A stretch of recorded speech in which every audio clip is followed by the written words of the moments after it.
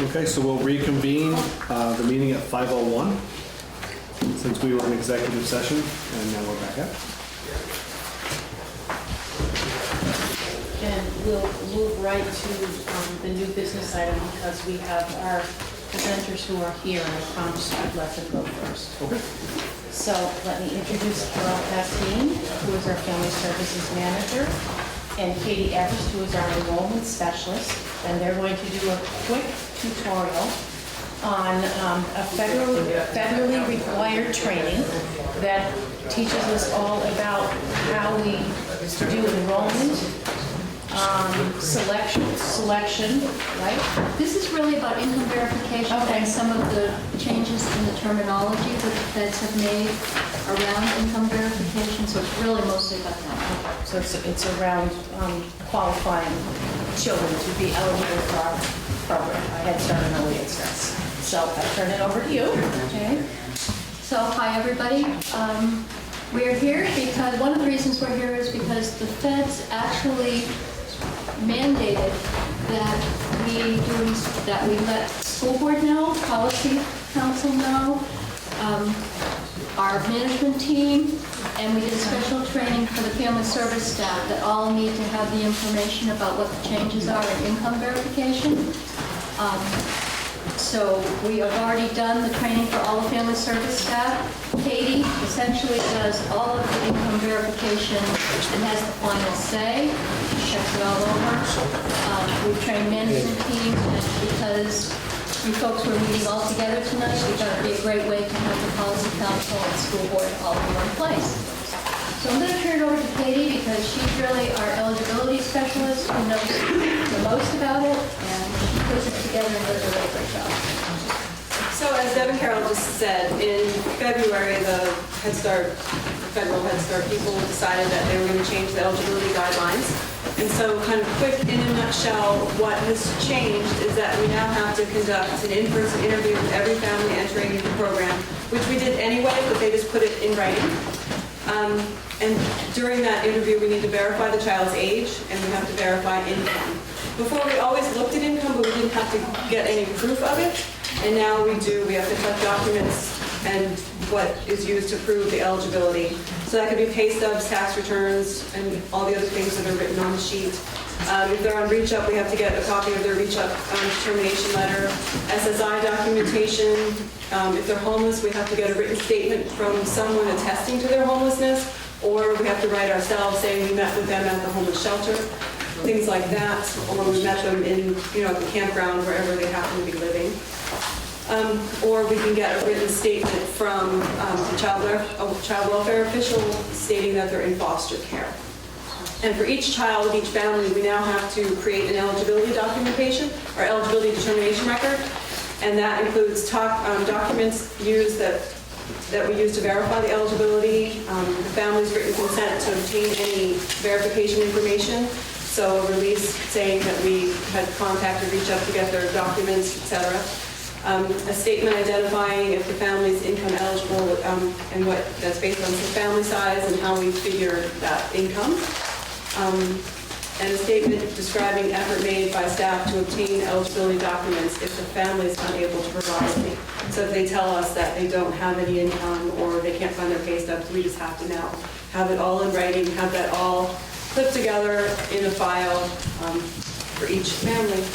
And they also changed the rules around, we have to now, every Head Start program has to have policies and procedures around what happens if a staff violates these procedures.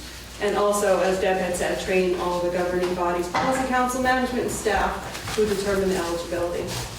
So I put in the little boxes down at the bottom just how there's a few ways that you can be eligible for Head Start. And that's if your income is at or below the poverty line, if you're receiving reach up, if anyone in the family is receiving supplemental security income, if your family is homeless, or the child's in foster care. And we are allowed to take 10% families who are over income. And I also gave you the definition of family if anybody's interested in that.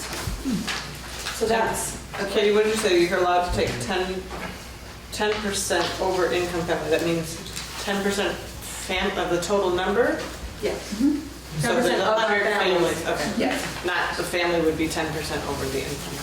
No, No. right. Any level over the income. Any level over the income. But in order to do that, we kind of have to prove that we have scoured the community looking for income-eligible children first, and then if we can't find any, we can accept. So this hasn't been something we've been doing. No, we do have some. It happens. We have? You'll find it mostly in early Head Start and our home-based families. No. In the centers, not so much.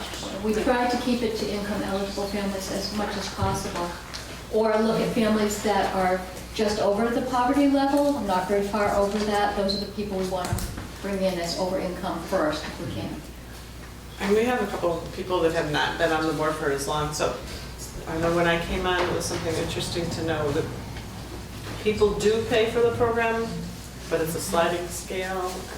No, No. so Head Start is free, and Early Head Start is free.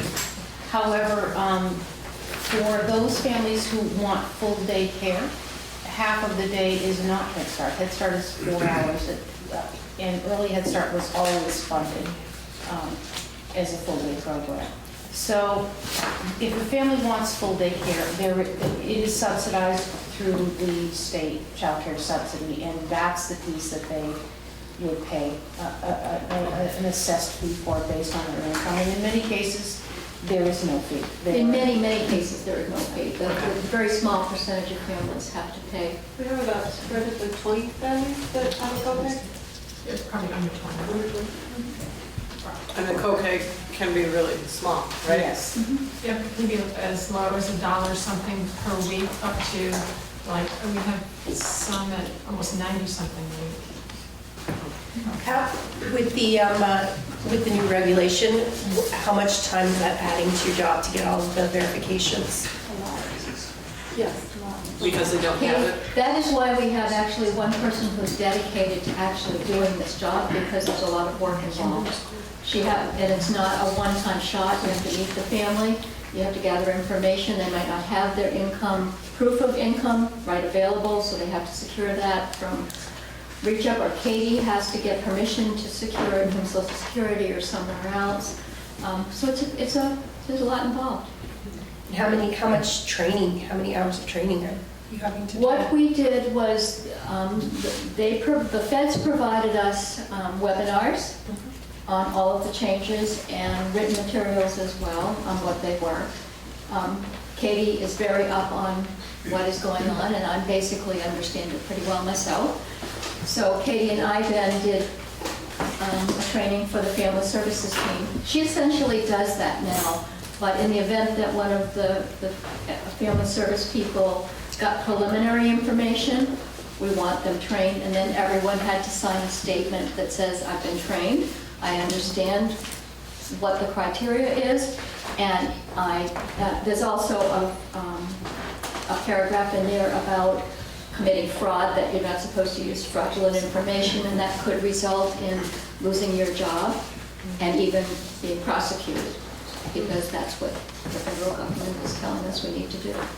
And we have to update that every year. So every year, basically Katie and I will sit and train the staff again. And then they wanted the managers and the school board and policy council to have an awareness that these things are changing and happening. And the other half of that equation is the non-federal side, the state side, that requires Katie to be abreast of the constant changes that are happening with the state child care subsidies. Yeah. And thankfully, we have the perfect person in this position. She's really, really good at putting all of those pieces together and then working with the families too. It's very convoluted and complex, but she gets it. She gets it And very she well, stays on and does top a of really it. great job.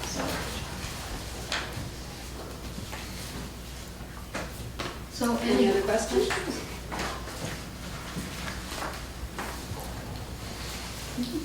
I guess everybody looks happy and okay. Thank Thank you all for your time. For your meeting.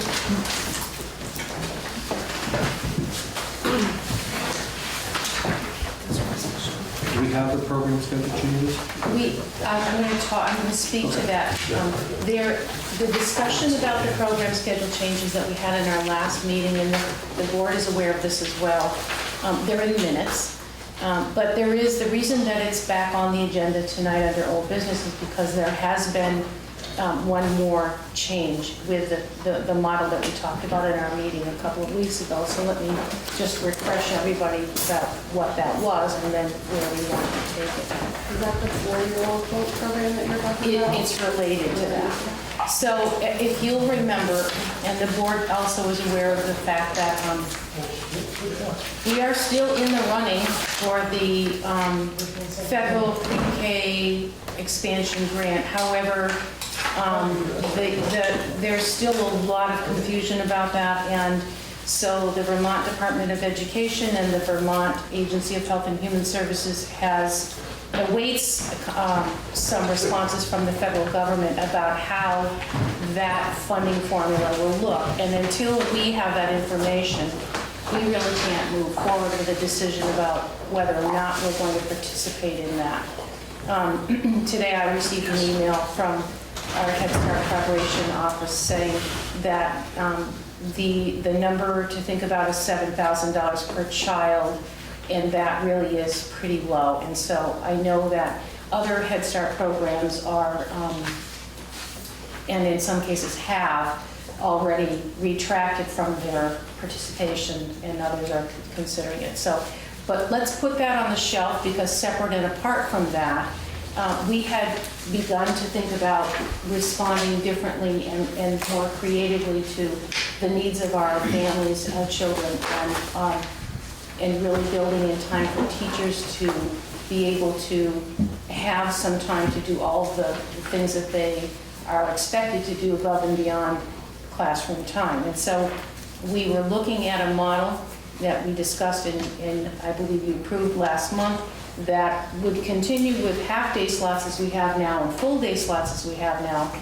but creating a third category of a school day slot. So it's something like, it reflects the schedule of the public school day, so like 8 until 2:30 or whatever that might be in your community. And we had proposed that that would be following the school year, the school calendar year. And that's what we last discussed. But what we've learned in the last few weeks, by beginning to kind of put that out, is that there is a gap in our community, and by that I mean in the county, for no summer programming for preschoolers. I mean, there's camp. very little. There's camp for older children, but not so much for preschoolers. And so it's back on the table for your consideration that we would run a school day full year program rather than the school day school year program. So the slots would be our traditional half-day school year slots, school day full year slots, and full day full year. And I believe in that school day mix, we were going to stay open for the school vacations as well.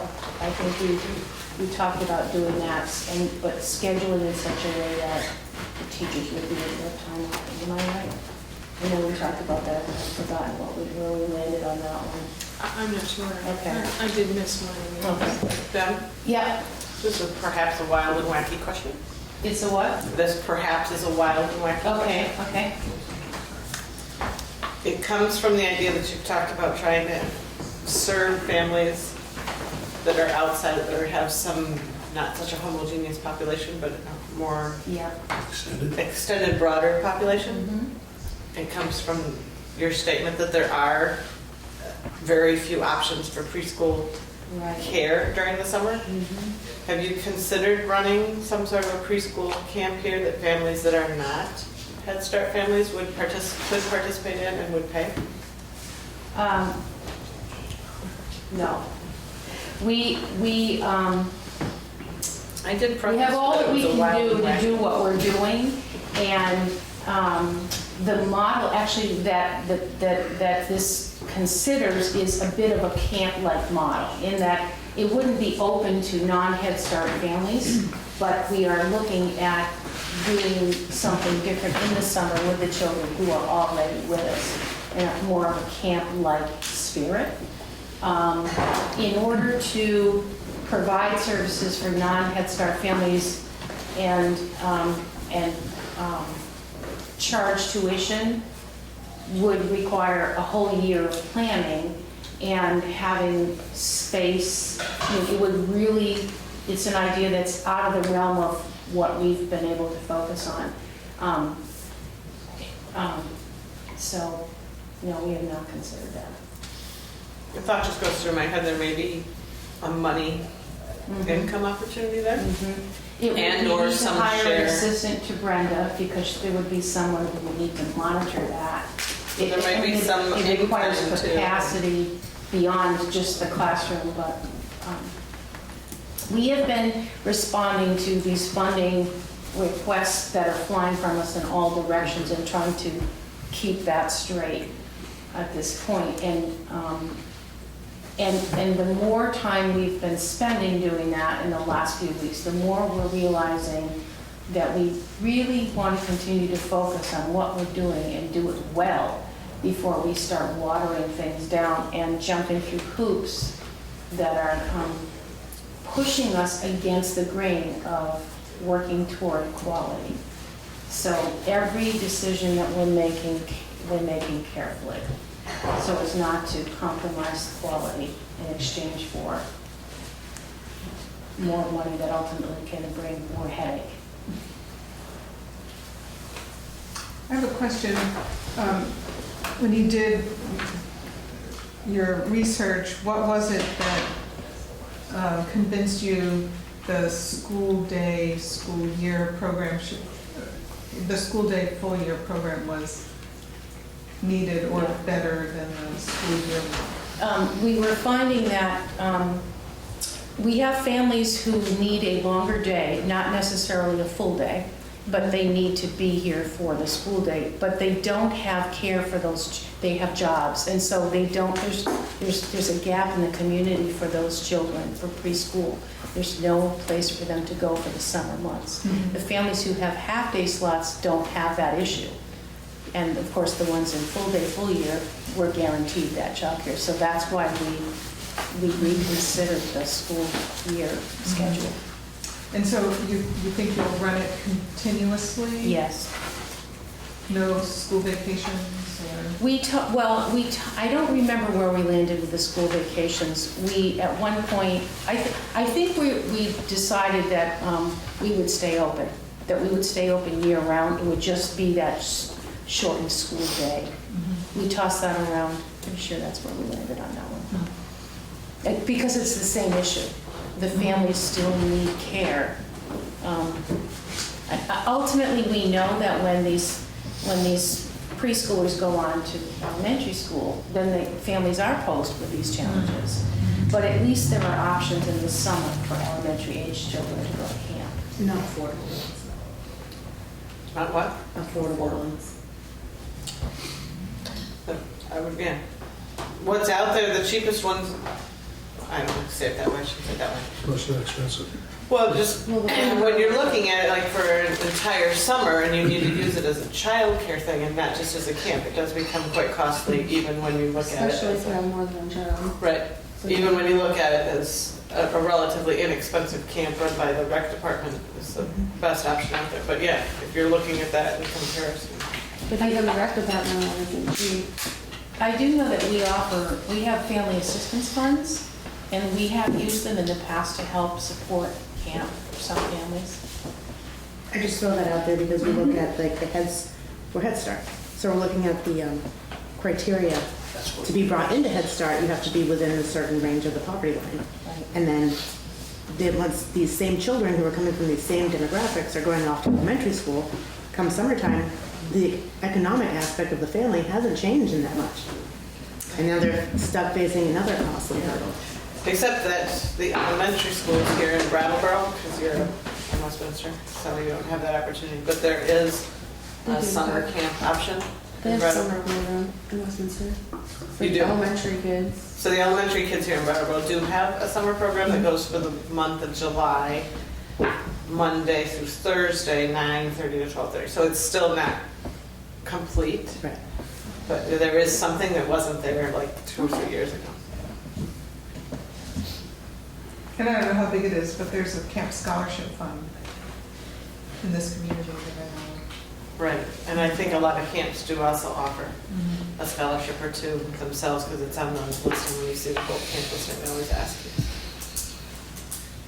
But it is still, it's an issue of what happens over the summer and where everybody goes.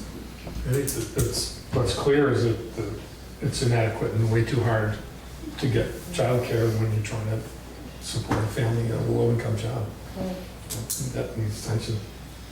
Yeah, I'm glad to hear you're thinking still of the summer opportunity here, but sometime, and I completely understand that I'm throwing a wild and wacky idea, but I think it has merit still to be considered. Because I know when I had preschool kids and I wanted to put them in just even a couple weeks, there's very few preschool camps.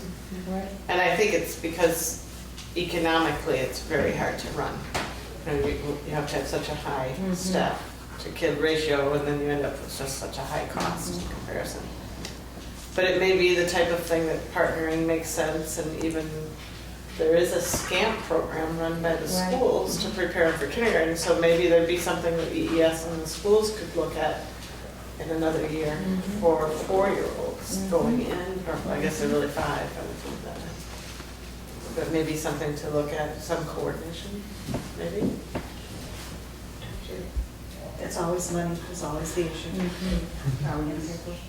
Well, but there is some federal funding here for some Not of for this. summer camp. No. It's for Head Start programming.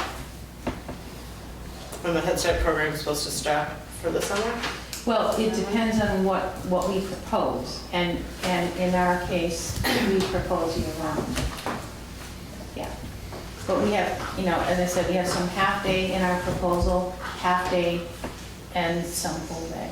So I guess in my mind, I was thinking both sides of that if there was funding, that was the way it was set up, but those kids were transferred over to the SCAMP program, then there's funding already for those kids, but there could also be in-kind donation that particular week, I don't know if it's possible. Well, would I be think, provided by the schools. And it's all another year. yeah. Okay, so we have a couple more agenda items to get through that are a little lengthy, so. Okay, so we'll move to the treasurer's report. So the budgets are in your packets, and for board members, the yellow budgets are the early Head Start, and blue are Head Start. And this body is responsible for all of it, but ultimately, the policy council oversees the parent meeting or parent activity line item. Policy council, there it is. It's on the second page, kind of in the last quadrant of that page, and you will see that in the Head Start budget, we had planned for $14.25, and in early Head Start, $1,500, of which there's $1,170 remaining, and then I will turn the rest of the conversation over to our fiscal coordinator, manager. Okay, since you've got you flip to the second page, that's good. What I generally like to do in these meetings is just go to the bottom line, and you can see that we're 3 months into our fiscal year, which means we would expect to be 25% of the way through the budget. And if you look up, we're 21% of the way, so we're doing fine. In early Head Start, one of the reasons that we're a little slow is because we have 3 teacher vacancies. So we're tracking to budget about what we would expect given that situation. And at Head Start, we are even farther behind. We've got 20% spent on, as opposed to 25%. And in that one, I would say that we're getting some projects lined up that we will be seeing hit the books a little bit later that will catch us up, I expect. So the news right now is we're doing fine. The other thing that I report on is how we're doing tracking to our in-kind or our non-federal share match. As you know, we are required for every dollar we get from the feds, we have to match it with a quarter. So last year, and this year as well, our goal is $642,000 and some change, and last year we did it. It was a great, awesome accomplishment, and I will keep repeating that because it's awesome accomplishment for us. The 2 years prior to that, we had to request waivers from the government, and we, highest of the 2 years was 540 something. So we, last year, managed to gather 100,000 more, and that's just great. Right now, again, we're just 3 months into our new year. We're tracking very similar to our pattern for last year so far. Again, we start out slow usually and pick up steam as we get going. So I think for right now, again, like I said, we're tracking pretty much right now to where we were at this time last year. So and I've just sent an update to all of the staff. We say that we need to keep going. Great job last year. We need to keep the same momentum going. And I reported out to the staff, for your benefit, how each center did, because that was the question you guys were curious. The Bird's Nest came out on top, and that's partially because they have 5 classrooms. Canal Street, I think, was second, but they have 3 classrooms. Westminster will now have 3 classrooms, so I'm expecting Westminster now to catch up to Canal Street. See? So it should be good fun this year. The other thing that I can report on a little bit is we do have some funds that we requested permission from the government from last year to carry over to finish our project in Westminster. And that project is pretty much still, we're planning on getting contractors lined up. We had to get quotes, so we've got quotes in, contractors are getting lined up, and we will start seeing some action up there soon. First thing you're going to be seeing is in the kitchen. We have electricians showing up Friday, for example, and then the kitchen equipment should be showing up like the 3rd week of June. Do you know when the play structure is getting installed? Put together? I will get a definite on that, yeah. One thing, I requested he do a little bit more research on how to set the footers on that structure. So we were kind of disagreeing a little bit, so he's going back to do some research before he does that. But he doesn't see that that's any real big deal, so. We will work on it. Did we get official approval back from the government? Not yet, not yet. Still going through the process? Yes, still going through the process. One of the problems is I took vacation. Now I'm back, I gotta get it in the system. Any questions? I think that's all for you. So we'll move along to the parent event update. So at our last meeting, we had discussed the idea of bringing Janine Fitzgerald to a parent event coinciding with a retreat that she will be conducting for our staff during our pre-service time.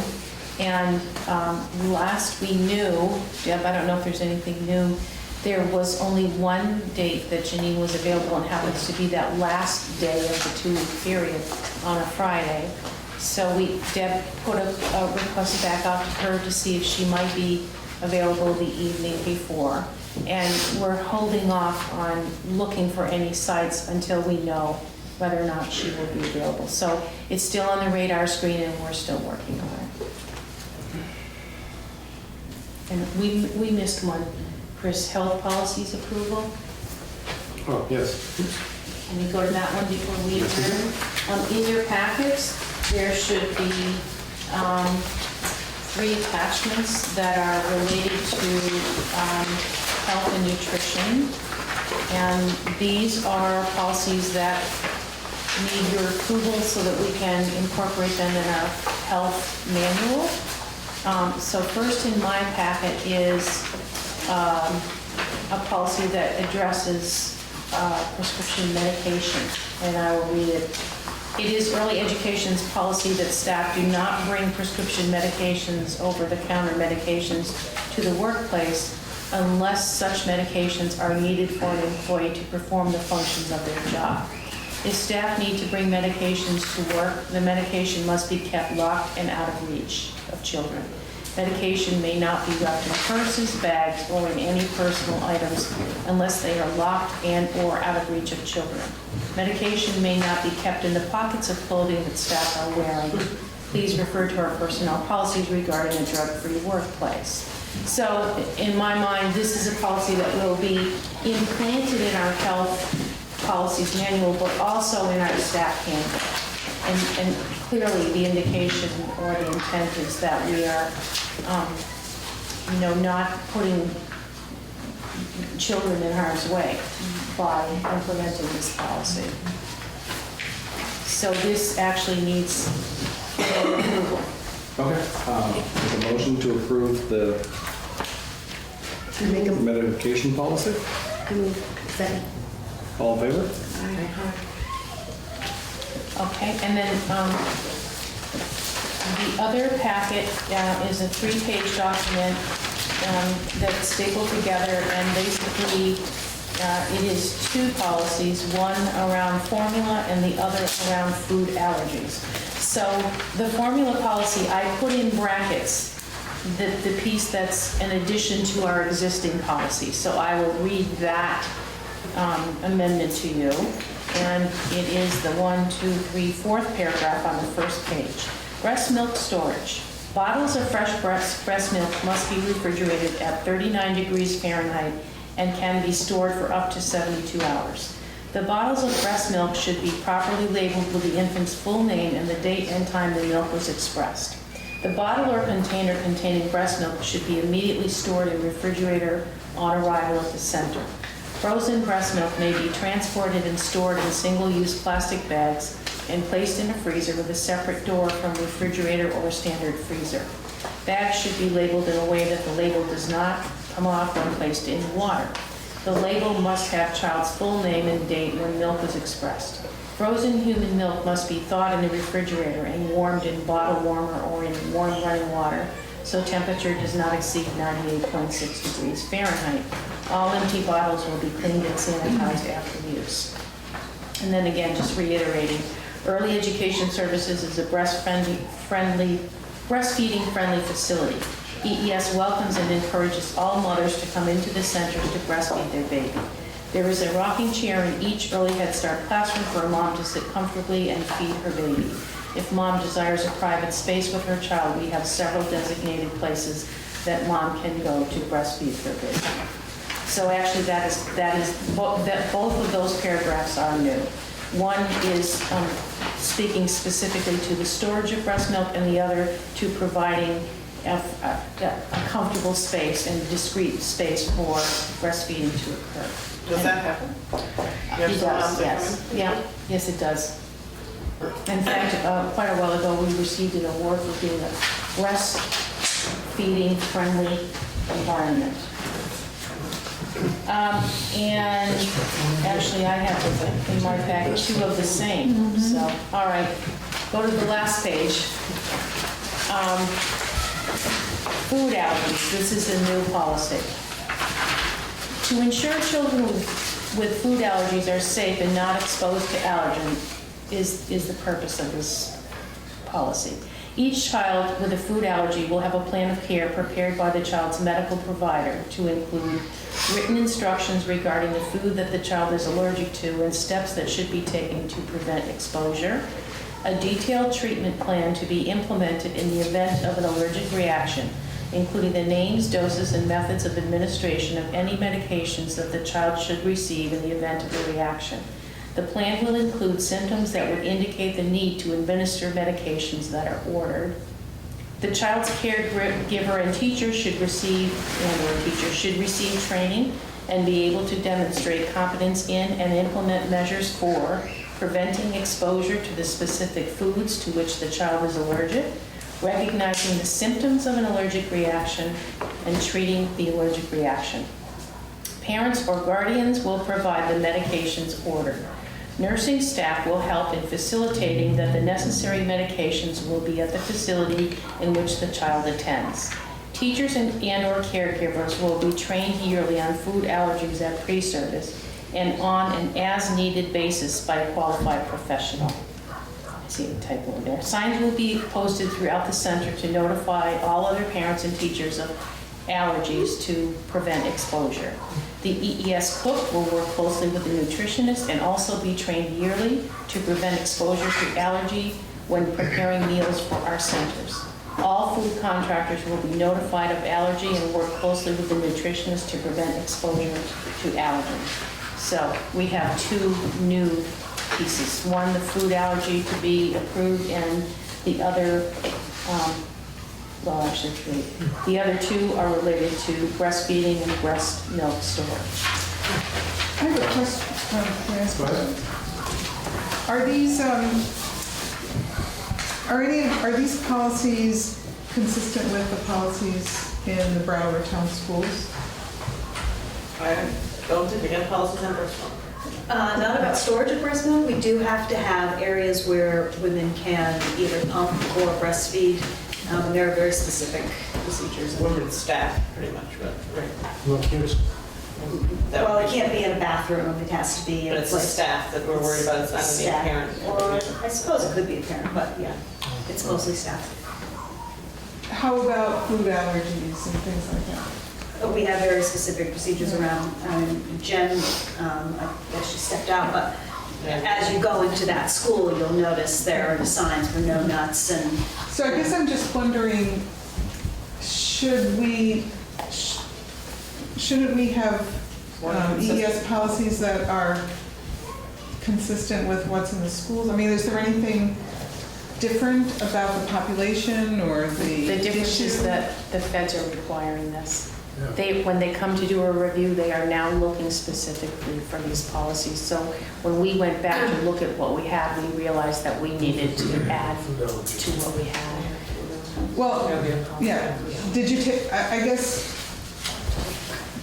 I'm interested in having, consistency across programs that are under the umbrella of the school system. So I just wonder whether, did you explore the food allergy policy and would it have met the requirements for the things? And the prescription medication and for staff members? So my understanding, this came from the health manager and she did all the work and prepared this. My understanding is that she uses her health advisory board for that purpose. And I know that some of the language and specifically around breast milk storage came from the maternal child health department in Brattleboro. And the specific paragraph about providing a breastfeeding friendly space was one that was created, but it was, taken from the models of those who participate in the health advisory board. And I'm not sure where she got the medication, but I know that she didn't dream it up. I know that it came from models that she asked for from the community. Deb, on the, it doesn't give a timeline on the frozen breast milk, how long that should be stored. In the guideline, that's the only thing that I would point out. Like I said, 30, not to exceed 75. No, that's for that's Yeah. for non-frozen. Non-frozen. Yeah. Frozen, I think you can keep for 365 days. Okay, but I think that it should be specified. in Right, if you're specifying the other. Yeah. And then I don't know what the policies, I'm assuming was. I'm looking them up. But I know at the schools, there's also something for the nutrition that has to be written on the doors, which would be a nice thing probably for EES too. So it says, this is a nut-free classroom, or whatever it is. So, We do that here too. but it's not in their policy, right? Right. But we could add that. I would love to see whoever wrote this, just have this side by side with the school district's policy and see whether, if Whether they're the same. all of the points are included in the school district policy. Just adopt the school district's policy. So Or that maybe we're the the school same. district has to change if it doesn't meet some federal requirement that DES has, but I'd love to see them compared too. They just asked you for policies, they didn't say guidelines or sample policies or anything like that. No, they say that they need to be, I mean, they give us some guidelines, and then they want us to use our health advisory board to create this. But we can certainly, I can work on that. We can do that. I'm certain that there's no breast milk storage policy in the K-12. Right. Right.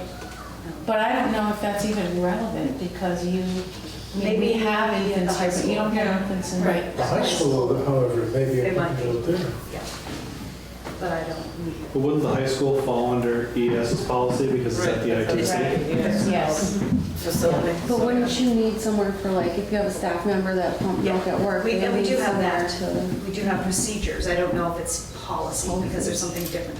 It might be just the procedure. But I know we have specific guidelines about what we can offer as a space.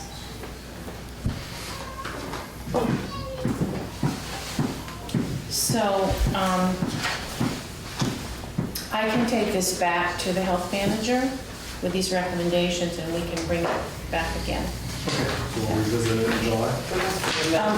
Are we meeting in July was my next question. I thought we had decided we were, Okay, because there were most likely going to be hiring recommendations. yeah, okay. Because last year, I believe we decided not to, and then ended up having to anyway. Yeah, and I think you were going to, if you didn't have any, then we were going to cancel it. Okay. And we did pick the day, right? It's going to be that Thursday, Monday. I think we're doing starting Mondays until. I have July 20. Okay, that is the date. Yeah, it says it's in the minutes. Yep, okay. We are good. Yes. And we were going to do that in Westminster. That's right. What day is it? Yeah, what day was that going to be in July? July 20, in Westminster. The new facility. Is the Westminster facility Early start? fully going as in all the student classes, right? Last year? Oh, full? Yeah, that would just be the word full. They got, early start got the 2 more students. So they're full. There's, yeah. Yes, at the moment, I believe all classrooms are full. Did attendance go up for Westminster Head Start? Did it Yeah, go we didn't up? see the attendance. We didn't do the monthly report because you just got it 2 weeks ago, so there wasn't enough time to do another monthly report, but we will have that for you in July. It would be a higher.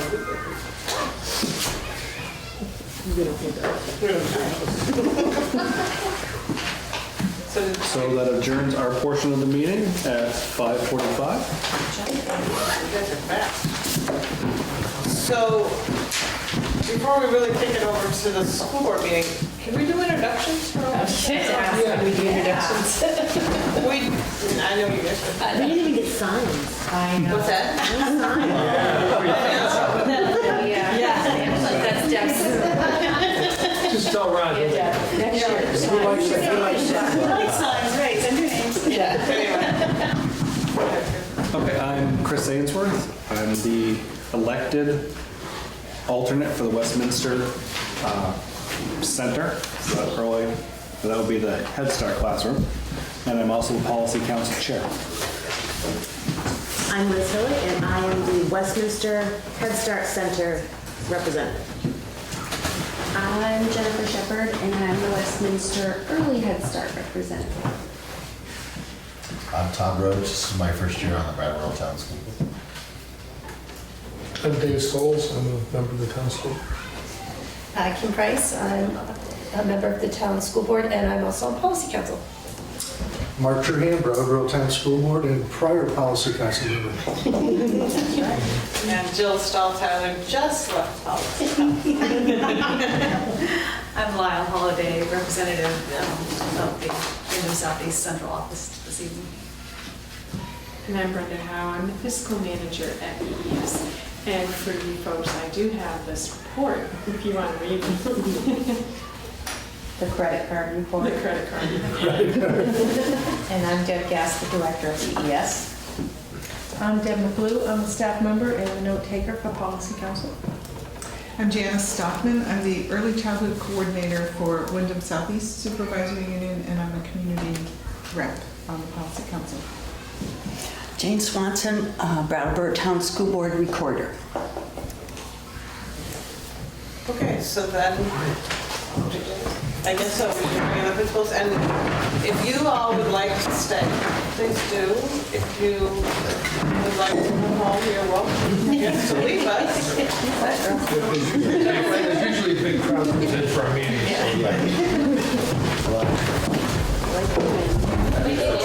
All right, so I think I'm officially calling us to order. Are we still missing somebody? No? Okay.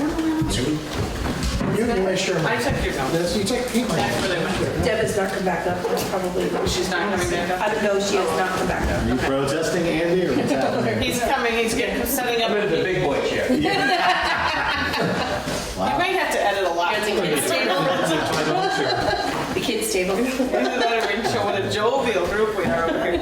All right, so we have no one to recognize. We've done the joint meetings, so we're on to approval of the consent agenda and the warrants. Second. Did we want to have any discussion? All in favor? Aye. Wow, moving right along here. On to administrative reports. Mark, you're over there. Let's go with you. Okay. Green Street and green. First of the month, so I have reports to. I love the color. Please tell Mo. Thank you. I will. I love the color. Color makes Green for the Color Jill makes happy. Jill happy. Oh, green for the gecko, I'm sorry. Oh, that's true. Green for the geckos, is that right? Did you want to talk about Go ahead. That's my report. Read it and leave it. Okay, so I'm just going to touch on some of the highlights here. Before you do, Yep. do you happen to remember what your number of students was at the beginning of the year? I'm just curious for you guys. We've been in the range of 230 to 240 throughout the year. And now 222. Is that what? Isn't that funny? Yeah. Until we started tracking that, I had no idea that we had so much influx in and out. And like people actually leave and come back in the same year. That's just astonishing. It's not uncommon. On that topic, we lost a second grader to Bellas Falls this past month. 228 in September of 2014. Oh, good. It's only 6. Starting with after school and school programs, our Student Senate is wrapping up in their final project this year. They chose to do some work with the Wyndham Humane Society, and they're making toys for the pets over there. And they'll be delivering them on Friday to deliver the toys and interact with the animals. A restorative justice group of 16 sixth grade students have graduated through the program. The past few weeks we've been trying to transition some fifth graders with some mentoring and training to get them set up for next year. We had an all-school celebration on May 29th, and that's the last one under school programs. Chris Yearling came to perform. He's traveled the world. He's a mime. He did a tremendous performance. He performed for about an hour and 15 minutes for the entire school and was really well received. He was very talented. It was a nice afternoon. Under parent events, we did a nice thing last night, actually. We had a parent appreciation night where the staff at the school signed up to bring in different food items and different decorations and whatnot.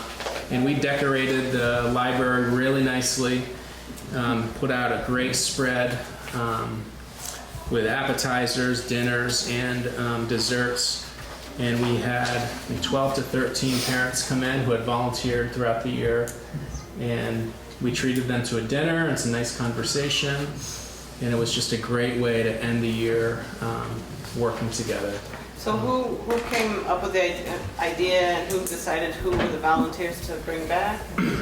The idea was mine, and we did we put it out to everybody in the newsletter. For those who have volunteered this year, we'd love to have you come back to school. So the parents selected themselves if they thought they volunteered. Yeah. So we did it through the newsletter, and we also have a listserv with many parents who are always in and out of the building, so you did a direct email as well. So we had about 12 to 13 parents show up, and it was a nice evening. It was from 6 to close to 8 o'clock. Who prepared all the food and where'd the money come Staff from? members. So the money, there was no money related to staff? Right. Yep. And the staff all stayed? Not the entire staff, but a good chunk of staff. Yeah. That's really nice. You had something in your newsletter too. So it was no school costs. It was all from teachers. And we had some show up early to set up, and some come back late to clean up.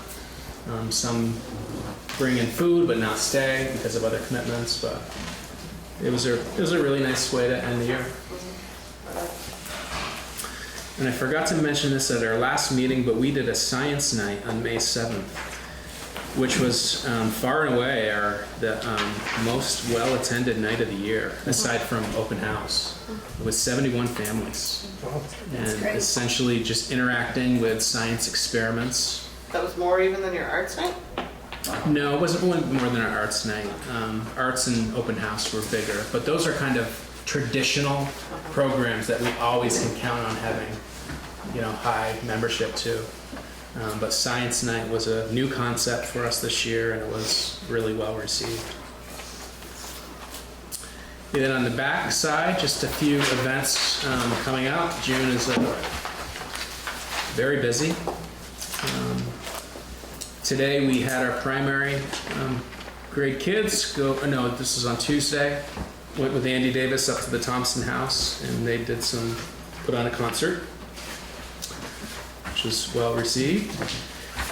We have a incoming kindergarten open house on June 5th. That's this Friday. Our grade 6 is hosting a Civil War Living Museum on June 9th. At 9 o'clock and at 10:30, that will be up at the Crow Lot. Our last school sing of the year is June 11th. It's Rock and Roll Day. It's always a really fun day morning to attend Green Street. And then our field day, end of the year field day, is June 12th. And then June 15th, it's grade 6 versus Green Street staff and a kickball game. And then graduation, of course, is the very next night on the 16th. So a lot to fit in the last couple of weeks of the school year. Wow.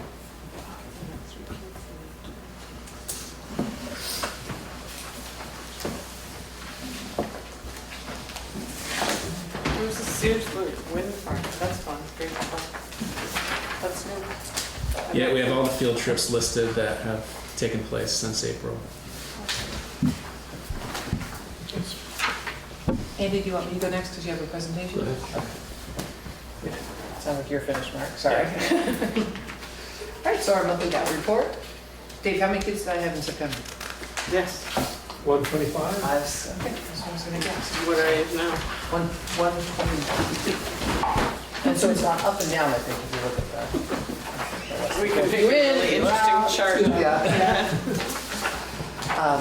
I think the most, not to interrupt you too, because I think the most interesting thing, or most compelling bit of information from the numbers is the change in the cohort. Because the raw numbers are, it's interesting, but when you've got completely different kids coming in and out, the numbers are almost meaningless. The total doesn't really matter. It's the constant transition of bringing kids in and getting them up to speed. It's like starting kindergarten again. Yep.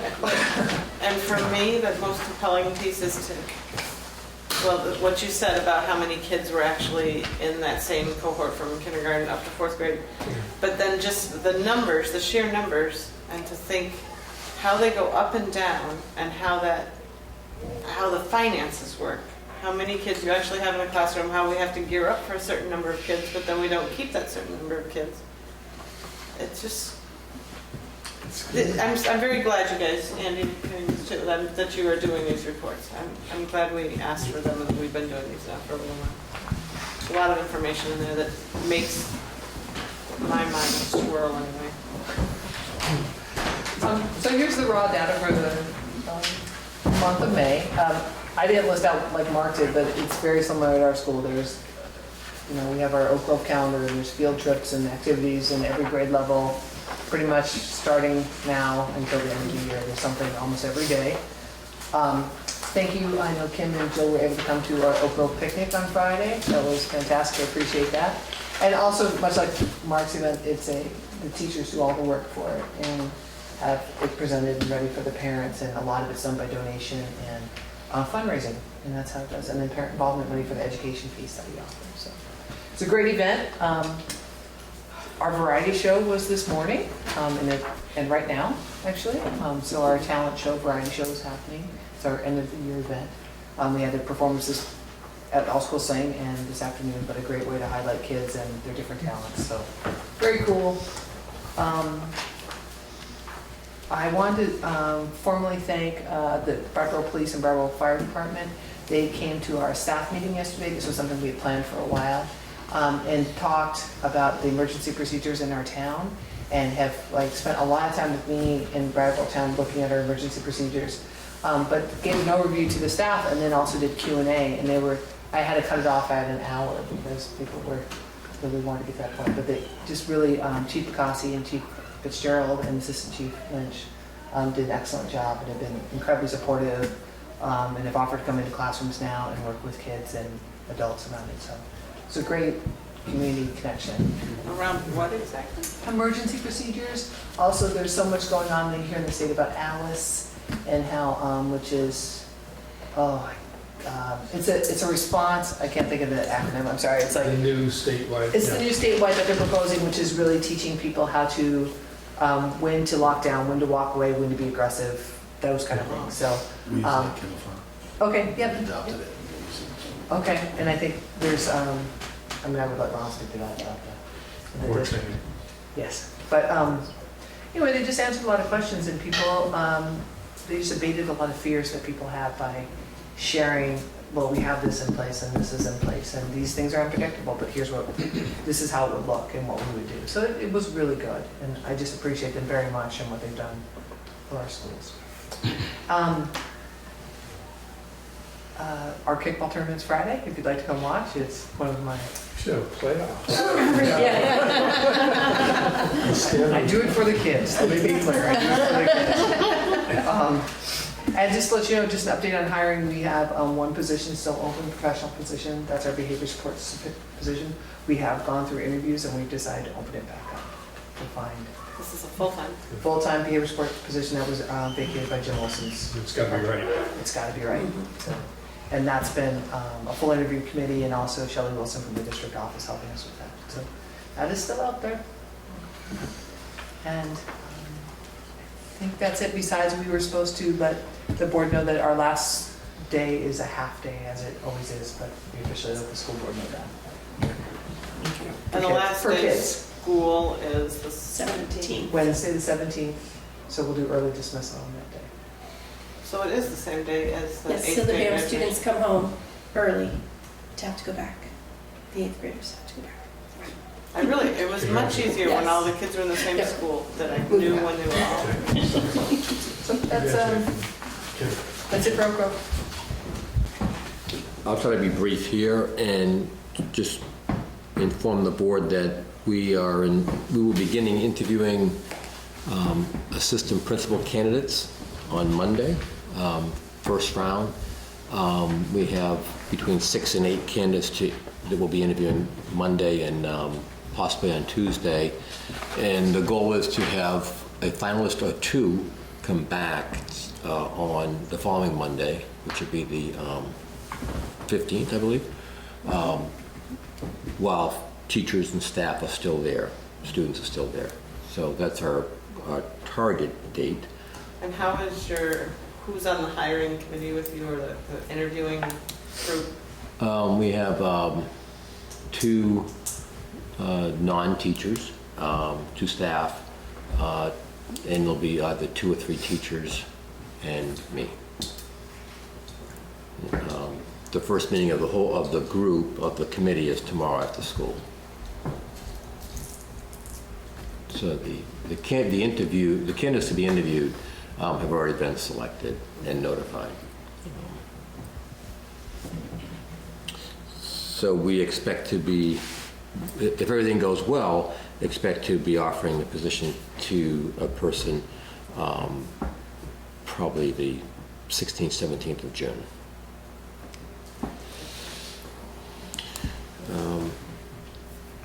We have a lot of things going on. All the schools' variety show is this Friday. We have our family fun night on the 11th, kindergarten graduation on the 10th, and so forth. And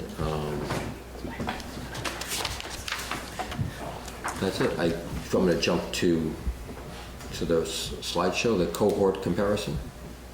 Maybe we wait until under new business, just keep going in because we have Deb and Lyle, and then yeah. I don't have a whole lot more to report other than what you heard in the policy council section of this meeting. There's been a lot of time spent in the last few weeks trying to figure out what to do with these opportunities and what makes sense with our family's needs. And we continue to do that. I guess so. So Forgot to pass out the monthly reports. Oh, they're coming. there is an ALICE training. I apologize, I don't know what ALICE stands for. Just take a second. It's the 29th and 30th. All schools will have a representative. And after we've been through that, we'll come back to you and talk with you about it more, but we haven't. Alert, lockdown, inform, counter, evacuate.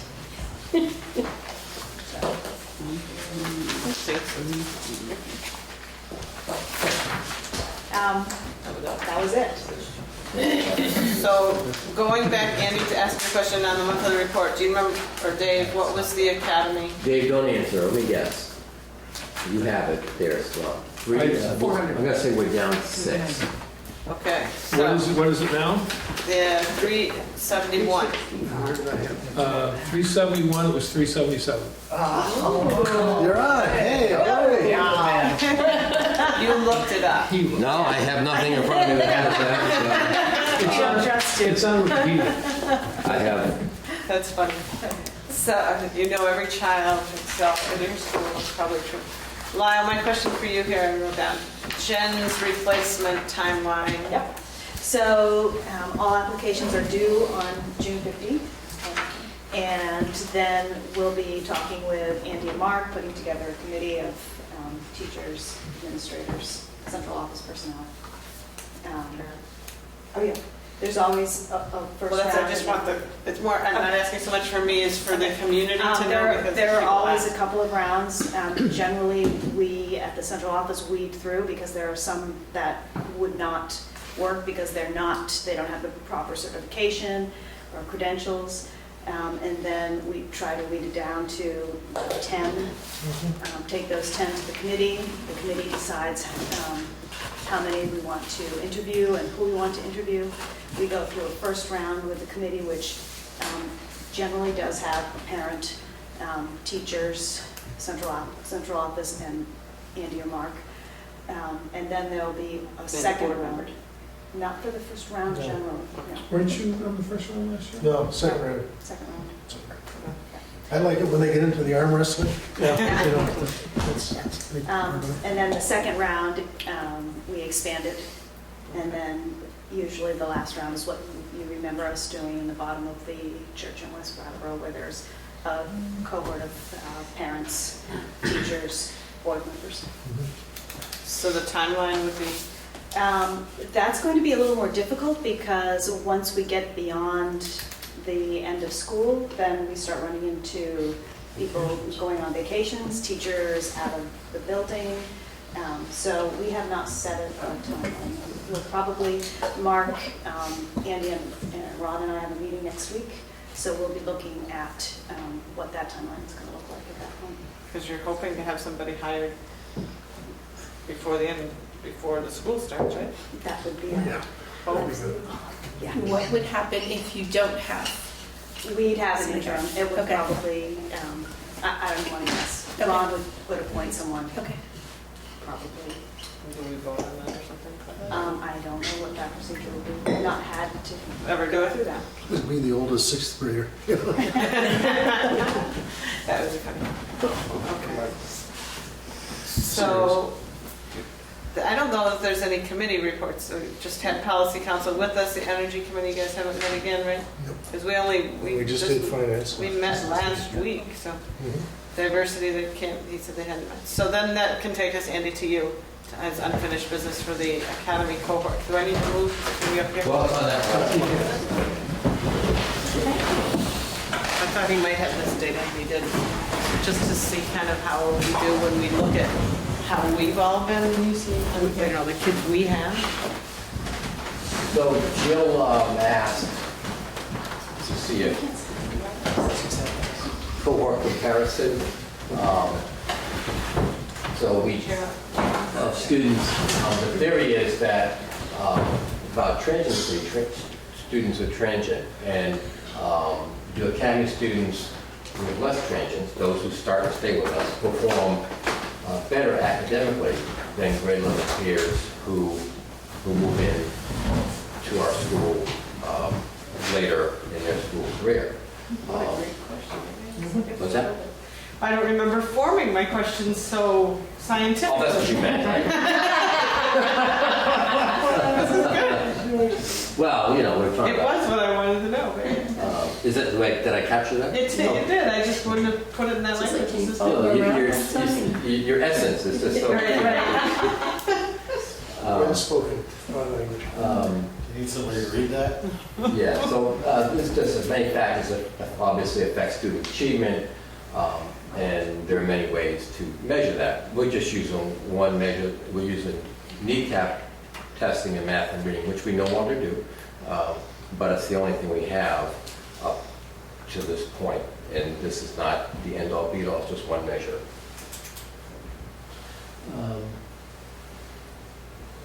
So we're using kneecap scores 2010 through 2014. The class we're looking at, we followed them through third grade, so they're presently in seventh grade. So we had them in second, third, fourth, fifth, and sixth grade. Because when they take their kneecap assessment in third grade, it was in the fall, and it's testing their content knowledge from second grade.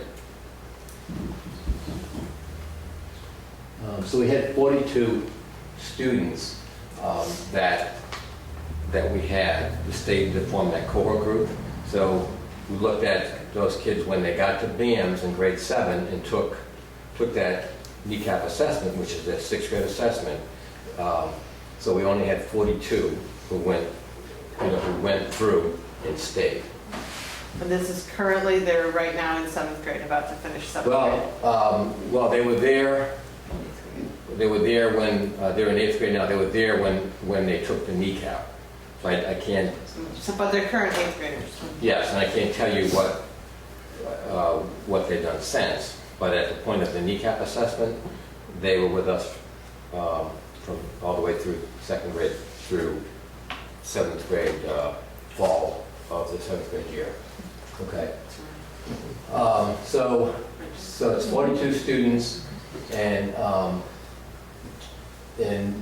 it's between 72 and 74% of the class, because the 26 and 20% of the kids were transient, and it varied from year to year. That's why it's not 1%, because you'll see in the next slide that it varied.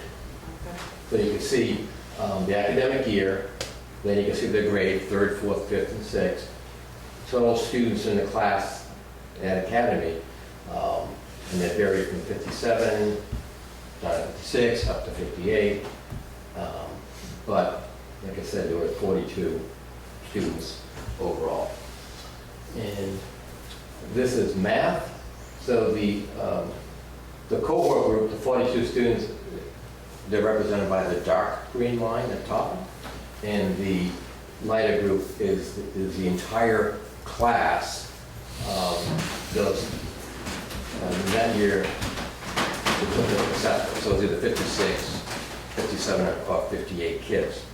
So as you can see, as you go through the years, the dark green is higher, particularly on the last assessment. You can see the gap widen. Now, the interesting thing about this is that when you see the light green line at 44 to 46% and 47.5% and so forth, when you see that, well, that's not percent, I'm sorry, that's the scaled score. When you see that, the 42 students make up that, a part of that number, okay? They're part of that score.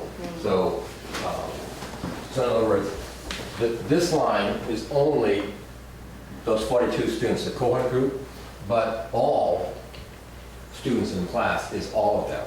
So what I'm trying to point out is that if we just took those remaining students and tested them, they'll be much lower because their score is brought up by the cohort group score. Does that make sense?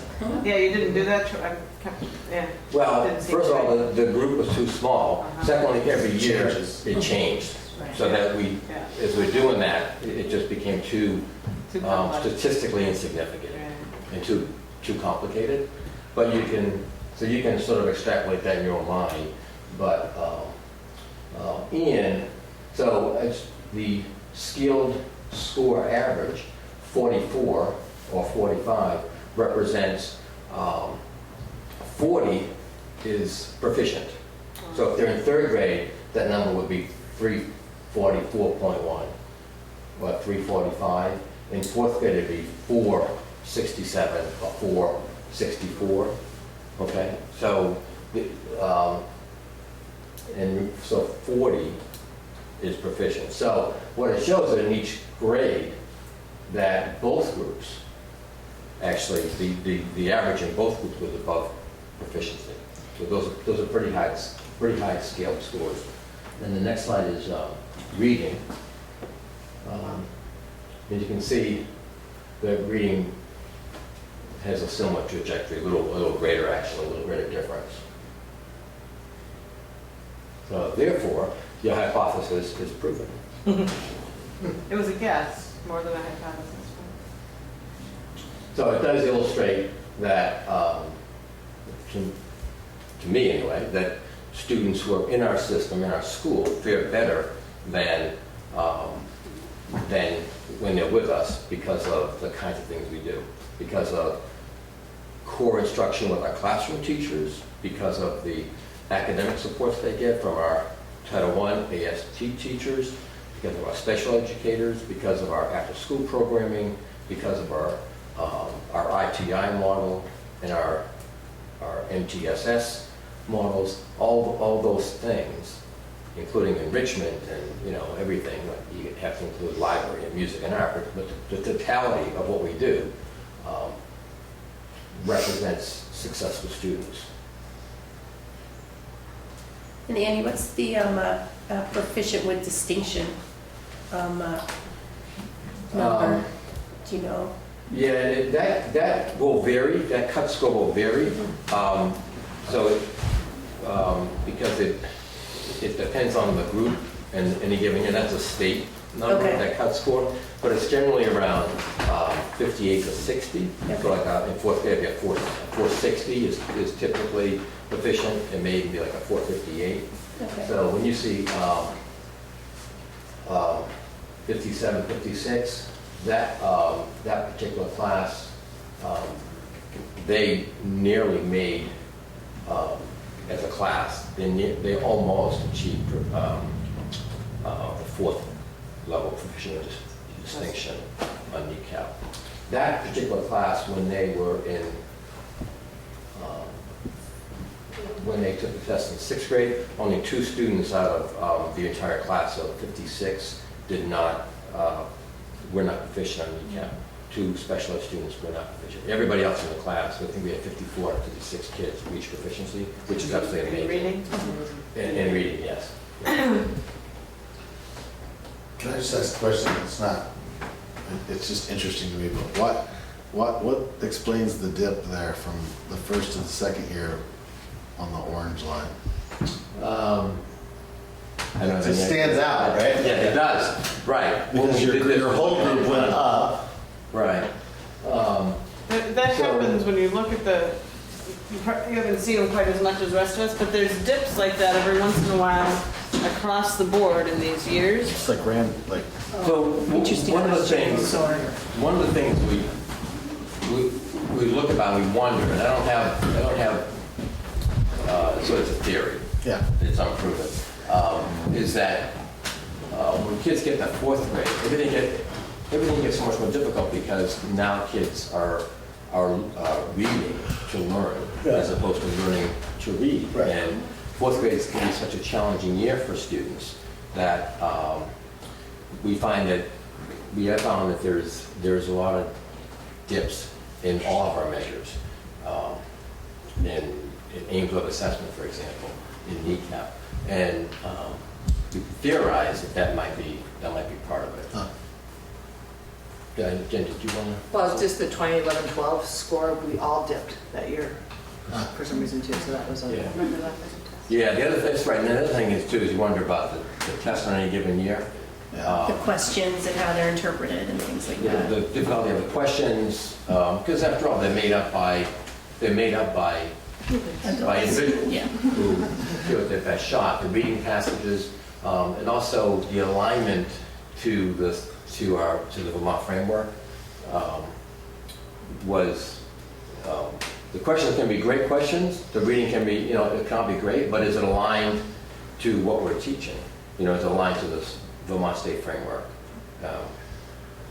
So there is some speculation that perhaps it wasn't. And I mean, looking at the numbers, it's really not a dip. It's just when you look at the orange line, it's like, whoa, look at the dip. You're talking about 49.09 to 48.05. Yeah. Not much of a dip. It's just when you look at a graphic. If it were a 100-point scale, you wouldn't even see it. Yeah, you wouldn't see it, right? Yeah. And then the climb after that is significant, so. right. I was just responding to the pretty colors. Well, I think Bryn talked about, and Paul Smith did the work on this. I'm just like the mouthpiece. But I'm confused. Just help me. What I'm seeing is that the cohort, so the theory that those who were, so the longer they're with us, the better they do. Correct. And so, but that, I'm confused because this looks like, the orange group are the ones who are with us the lesser amount of time. No, That's the cohort. that's the cohort group. Okay, got it. Okay, thank you. The other thing that you kind of lean towards that if they're with us for 4 years, that means there's some level of stability in their lives, Right. which is a huge contributor to what right. they do. Yep. Trying to get that to 6 or 16. And one thing we're concerned about is that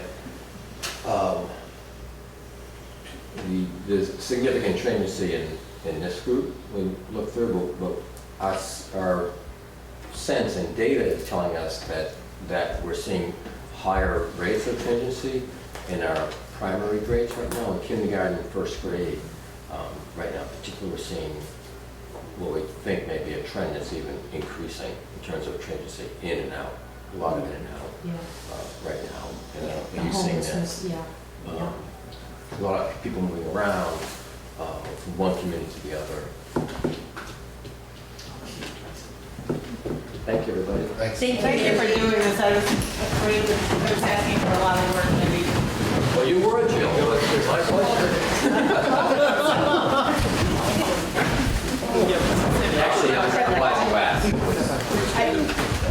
It's something I've long wanted to know. Okay, that was on our unfinished business. I guess we go on to, I guess under unfinished as well as, it wasn't listed, under A, H, 361 update discussion. Is there anything while officially is an update? There is no update as of Thursday to Wednesday. Yeah.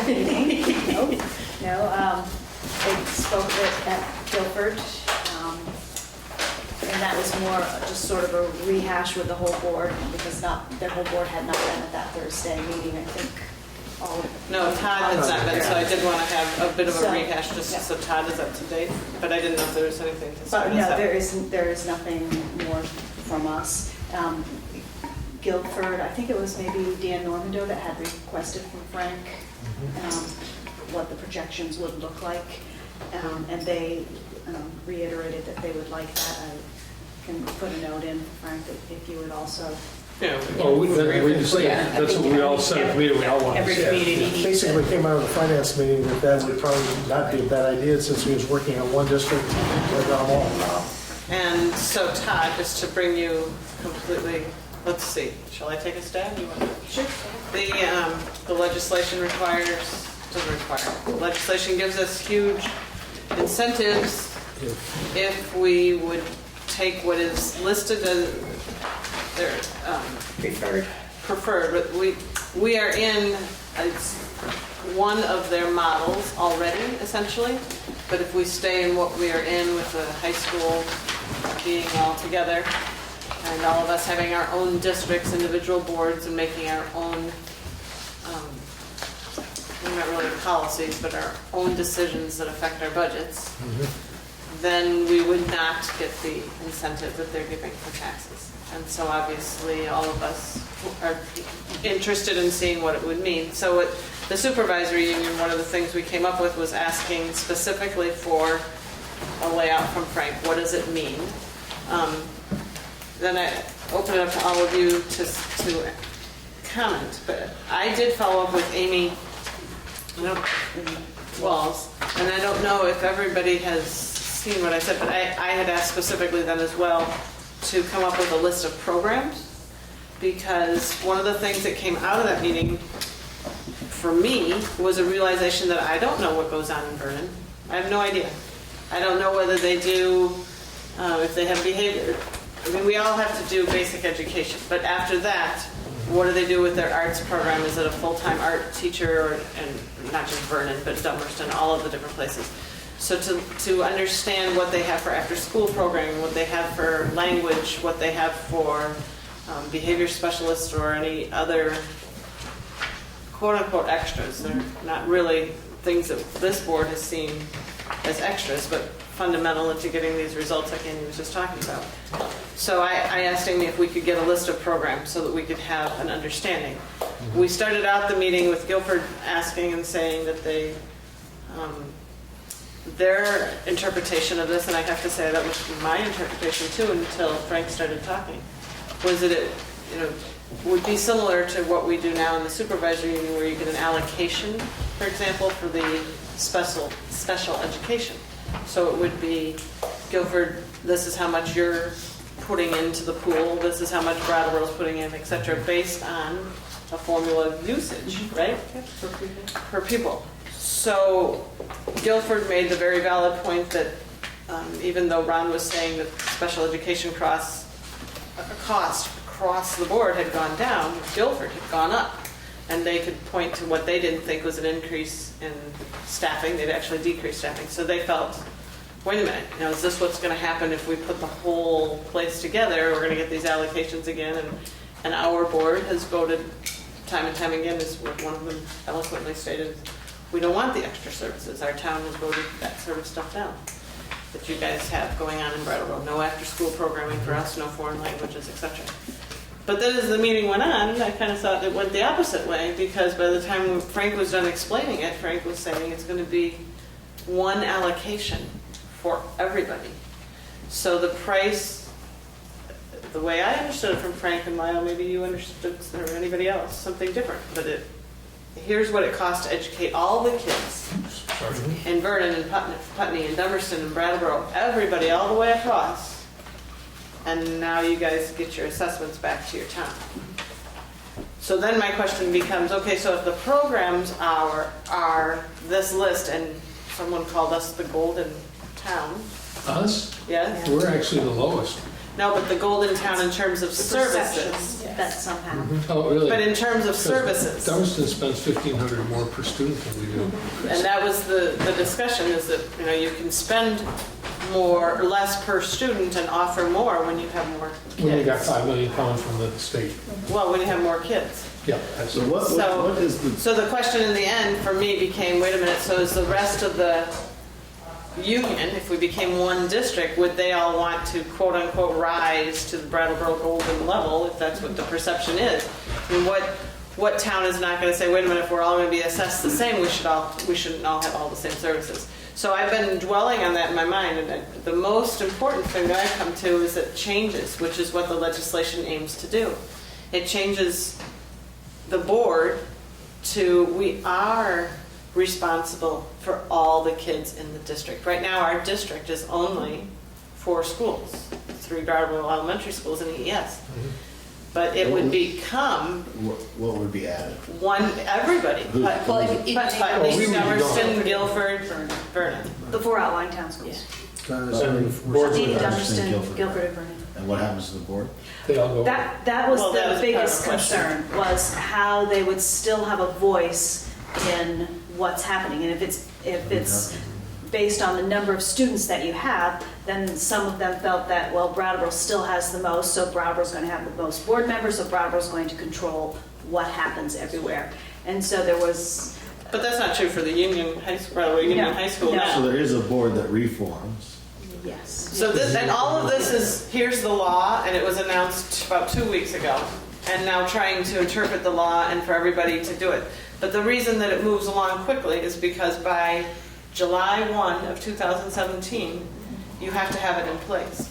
So if you're going to make any transitions, pretty much by December, you're going to be figuring out what's going to be announced at town meetings throughout Vermont of March of 2016, so that you would be finishing out your year by, March, you're setting your budget for September of 2016 through June of 2017, so July of 2017 would be the change.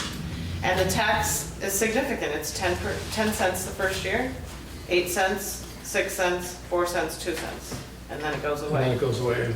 And the small school grants that are in there would be able to be kept, even though they're named something else. Yeah, the same amount would come to all the schools that are getting them. The money loss would be gradual, would be the phantom students. Like Guilford and the high school and Putney, I think to a lesser extent, have lost a lot of students over the last few years. And rather If you've than, never heard the phantom student, you have to go right, back. it's basically where schools have lost a lot of people, a lot of students, instead of getting clobbered the next year because you have like 9 fewer students or 19 fewer students in your school, your income is going to drop significantly. So that it's a hold harmless provision that says you only have to lose 3.5% each year as you go down. And the 3.5% was always based on the previous year, which was not accurate. So it took forever for it to come out. So the tail was called. And the total number, we heard that somewhere, the total number in the state of phantom students is huge. Well, they're 19 at BUHS. But the total number is in the thousands for the state. I mean, it's... No, it's not that, but it's a lot of Really? kids. I thought it was incredibly high. I remember being shocked that it could be something that high. It's a lot to take in 2 seconds, Chad. Yeah. But the other thing Part of it we talked about last week, but I was doing something else. Yeah. I don't know what was happening. And, So I caught some of it last week. and towns don't have to join. They can choose, They can choose not to. Well, They they're can checking choose that not out. to, yeah. Ron and Frank There- really wanted to get And that. because it is so new, Ron and Frank are checking out quite a few things. I mean, in the beginning, small schools were worried that they were going to have to consolidate and close, which that is not the case. I think their next Well, biggest... not really. We don't, I think we have to be really careful because after those 5 years of subsidies are gone, in the last year, the 2 cents is not going to make a big difference.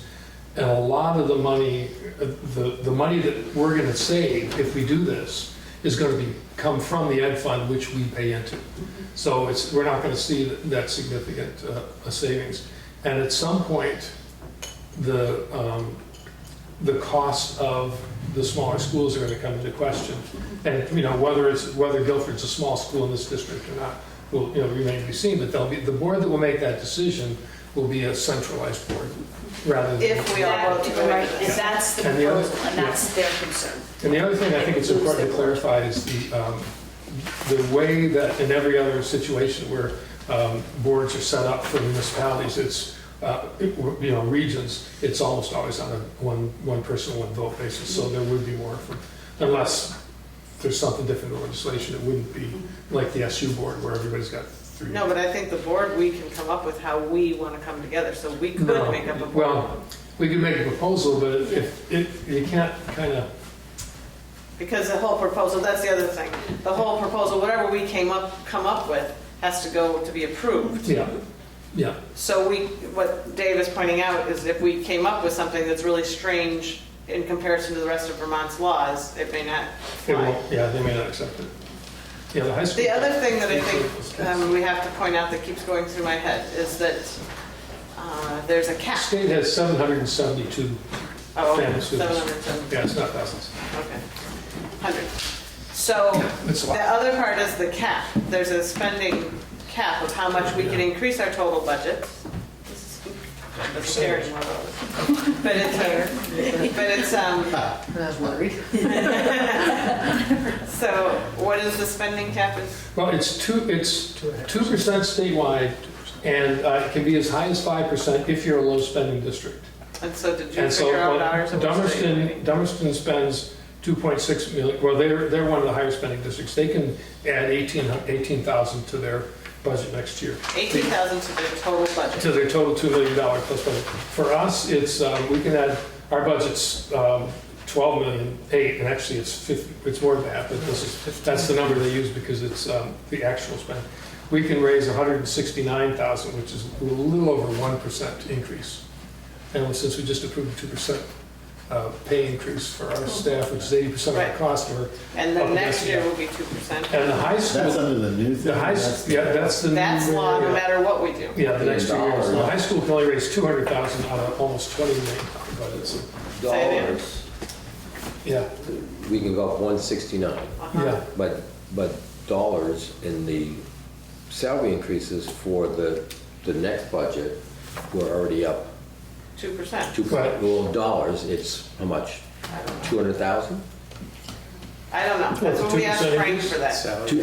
Right, so the salary, so I don't know what it goes, yes, but it's Right, I think you mean it's probably close or exceeds that Right, I 169. think Yeah, that's appreciate right. that. We've asked Frank for that, but that's our reality going in. That's reality no matter what we do with any sort of consolidation. So I For wonder. 2 years. And then that's throwing aside the 2 years out health insurance that's, people are mumbling from anything from 16% to a high number that I've heard. Nobody knows. Nobody really knows. Although CNN had something about 30% increases in some place today. So I'm wondering if anybody else had thoughts you want to say right now that we wanted.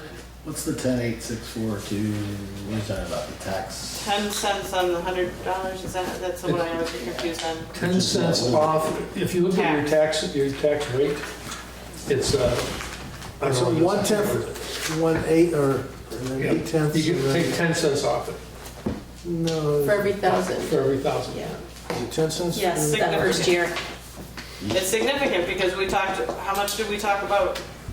2 cents this year? And go back and forth, right? Right, okay. Yeah. That's what I needed, I needed the, The content. The difference between percent and cents. I know, and that's why I wish Frank answered that question because I get. but then that honestly lost stops, after so a while. that's like. Stops then after 5 years. After 5 years, and then what you're saying is the possibility that the cost of running all these smaller schools wind up outweighing whatever tax relief? Well, No, or, I think, It's a possibility, is that what you're saying? I think what I'm saying in terms of, we don't know what's going to happen, that's really important, but the thing that most people are concerned about is that with this larger board, if costs continue to go up, and there's no reason to think they're not going to continue to go up, because what really are we going to save except the money they give us to be on the school board? And 40 people or 60 people on a bus isn't going to change in any of these towns, so that we're not going to see any efficiency saving much in terms of efficiency. well, Ron disagrees. So if the costs keep going up, at some point that board may say, well, we got to close one of these schools and consolidate these things.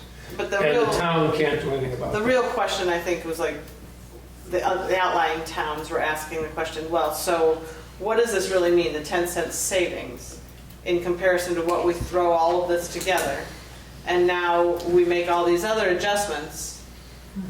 So where are we gonna end up in our assessment, and where would we be without the 10-cent savings? Is it really gonna be a wash anyway? Do we really care about the 10-cent savings? So we asked Frank to give up all of his vacation for the summer and come up with all these answers. And how do the budgets get approved under that? Is it that That has to be worked out. each town gets, so this whole That's thing why the gets town meeting created, becomes it all gets important. split out, and then you have to go to each town to get their portion of the budget Yeah, approved? there's a lot of moving parts in this. It would probably be more like the high school budget. Yeah. Which, so I don't know how to. Right, so that's part of what we were It trying to doesn't check go out. to We town don't know. It does, right, that's right, I saw. It's a separate meeting. We don't know those answers, Yeah. so that would be part of the whole, like what Dave is saying, we put together a proposal and then it also has to be approved. So there's so many parts to that, we come up, so Frank is working on numbers to give us that. The whole board is gonna, whole supervisory union board that was there last week, and any one of the board members can come. You only get 3 votes, but we had 4 of us last time that went. So everybody can come and be a part of the discussion, but when it comes to voting, it's set. So anyway, that whole board has to come up with a discussion, has to come up with an answer of what we think makes sense to move forward. Sometime September, October, you're into the budget already by November and December, and then you're coming forward to the town meeting and saying this would be how it might have to play out and what you would Well, we would need to have a proposal, if we're gonna do anything, the proposal would have to be ready for that town meeting in order to get the accelerated, the 10 cents. And we have to present it in Otherwise- January. Andy has something to throw out. Yeah. And Something to ask. we don't So have the answers. law was, or is about, it's financial. It's to make education, in theory, more affordable for taxpayers in Vermont. But the other part of the law is about equity for students, to allow them access to the programs and the full benefit of comprehensive education, pre-K through 12. And just from where you started this conversation, or earlier in the conversation, you were talking about, in essence, some inequities, and you talked about the wealth of programs that Brattleboro has. Someone referred to it as the Golden Town or something. Golden schools. What's that? Golden schools. Golden School. So the wide array of programs that we have that to serve our students, and we see those outcomes, and we're really pleased with that. And our taxpayers have supported them. Exactly, and the board supported them, and town meeting members and the town and so forth has supported that. And it may not be so in other communities, because where the boards have not been as generous, as forthcoming with funding.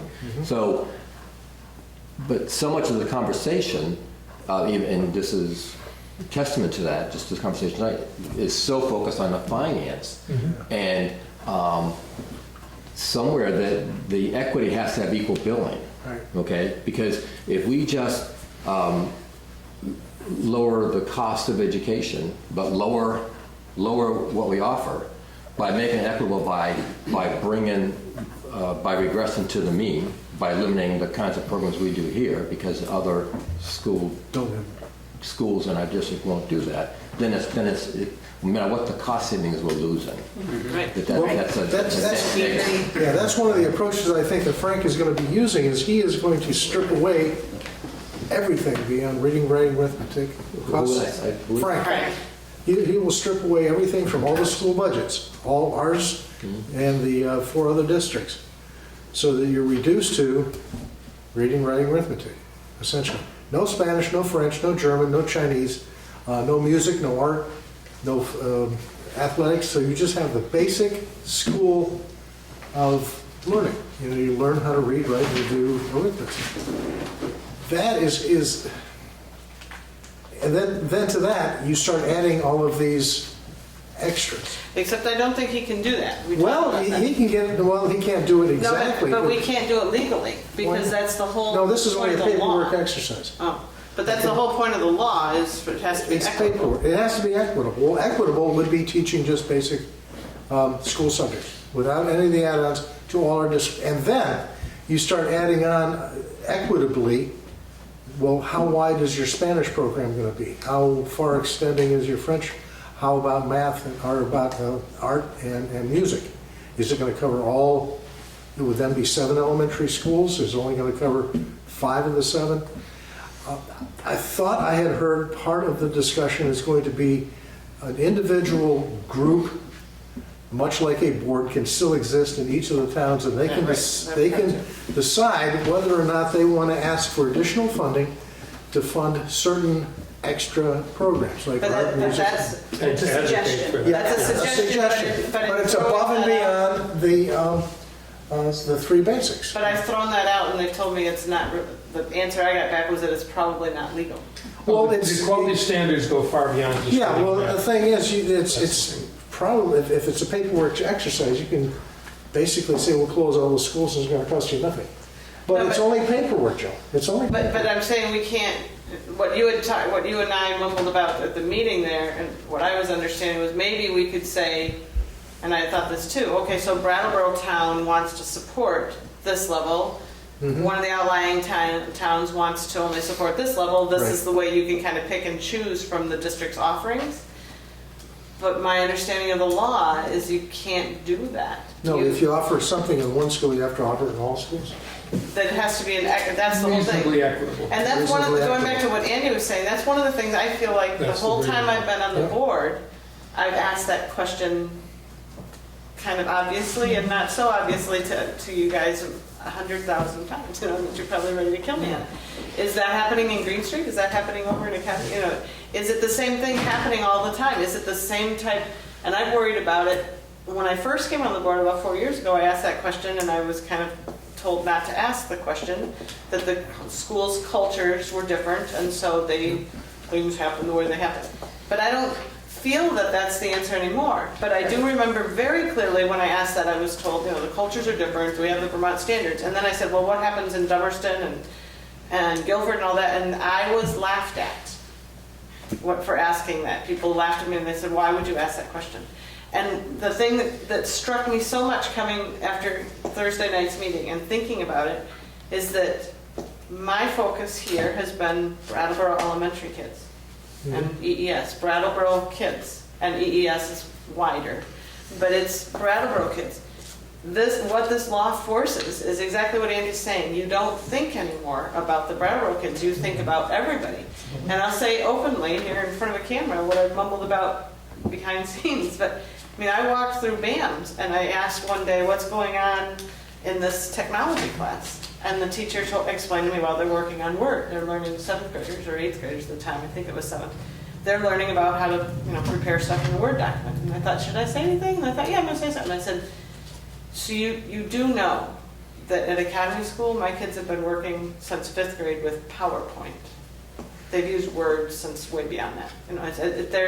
They don't need to be taught how to use Word. They're already proficient 2 years now at PowerPoint level, so why are we going backwards?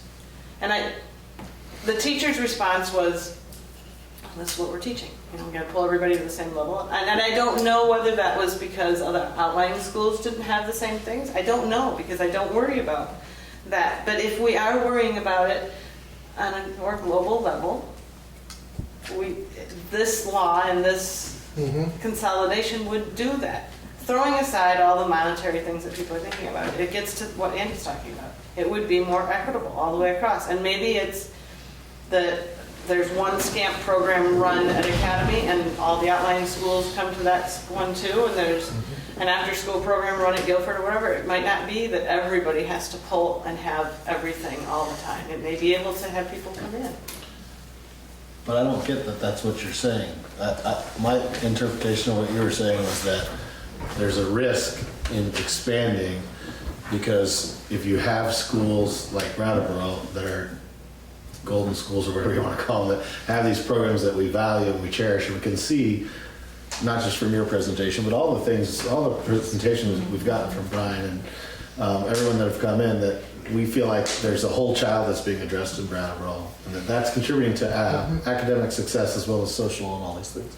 So you're saying there's a danger in combining the 3 schools here with other schools because there's a possibility that that the quality of what we would deliver here would have to lower in order to make everyone, all the other schools equal. Is that, that's what I thought you were saying. So- We don't achieve equity by regressing, by decreasing.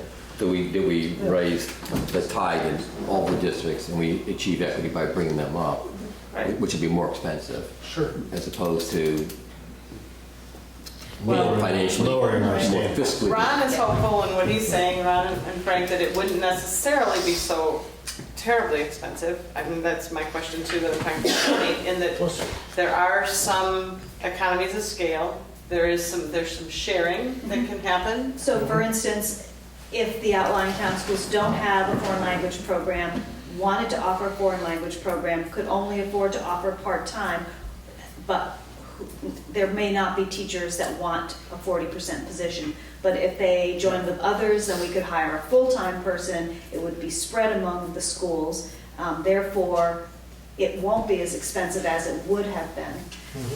And we can hire one person, but they go like we do now with music, speech and language. Yeah, we do that with special education, with consolidated special education counselors. On a district-wide One of the basis. things that I'm kind of curious how it would work out Yes, you would. is because we have the 60% free and reduced numbers, and we get a significant amount of money from the state directly because of that reality. How would that be, how would that be spread around? It seems like that's That's a already very comes in complicated as issue. an SU number. We get a certain amount. So it's already was spread. and It's already allocated out. spread depending upon, and we have to do a very close watch on how much we're spending per pupil, depending upon free and reduced lunch numbers at sites. So for instance, there will be another school added to Title I for next year because they're up over 50%. Guilford.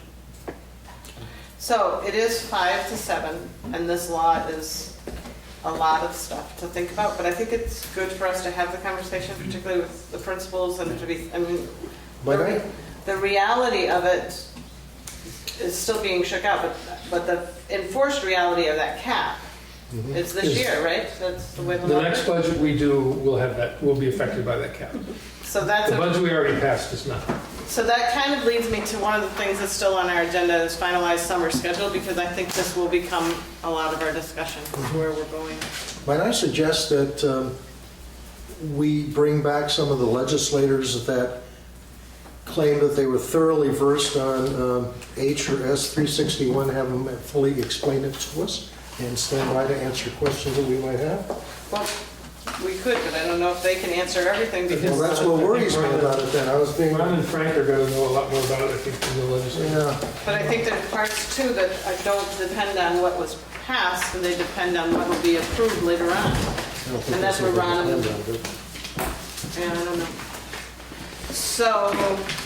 I would hate for us to spend our summer or a huge amount of our time talking about this. And I think it's important to get information and important to understand it. We're going to have some public meetings about it because it's going to be on the town agenda. I mean, when I say our summer, the budget in general, preparing for the budget and in that reality setting, that part is going to, we want to definitely set that out. So summer schedule,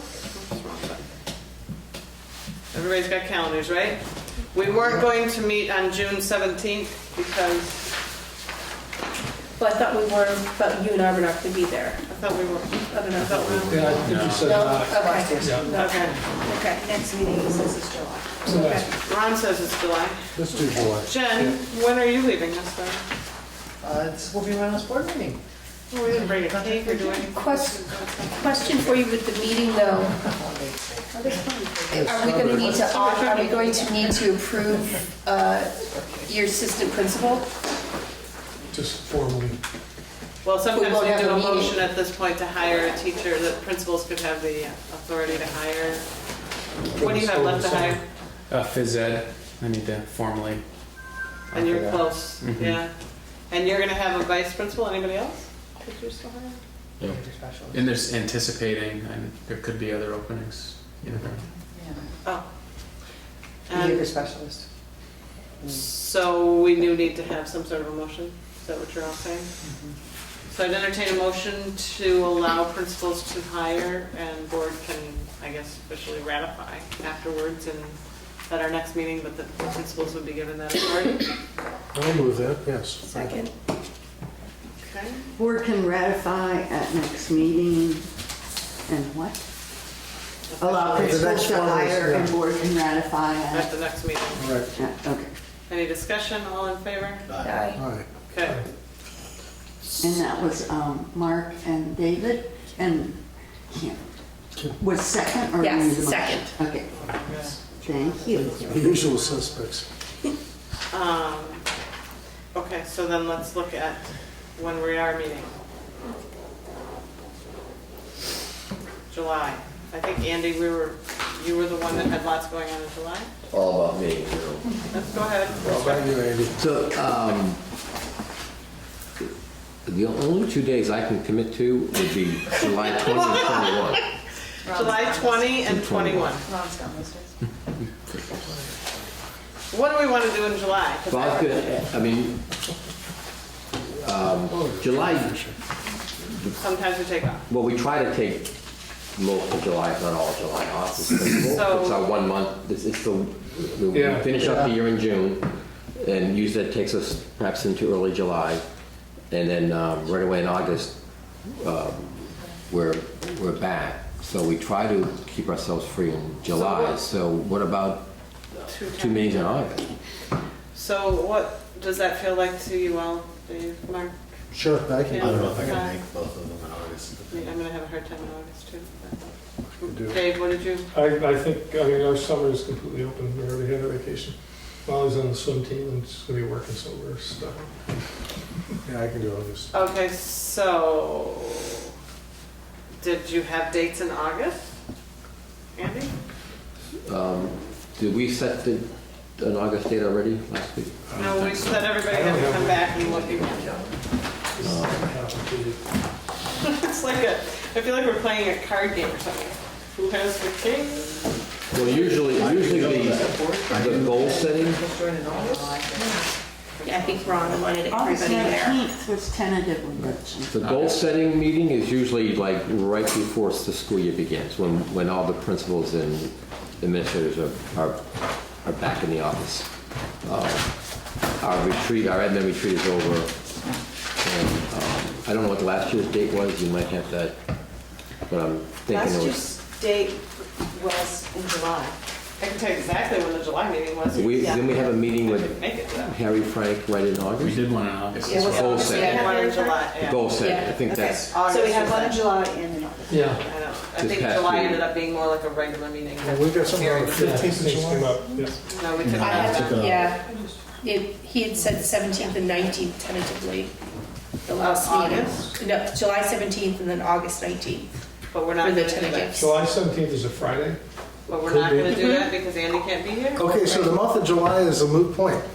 Yeah, because Andy can't be here. Well, that's all right. How about August 5th and August 26th? Well, we could, do we need, Fifth is, I our think. administrators, Fifth, do 26th. we need them for goal setting?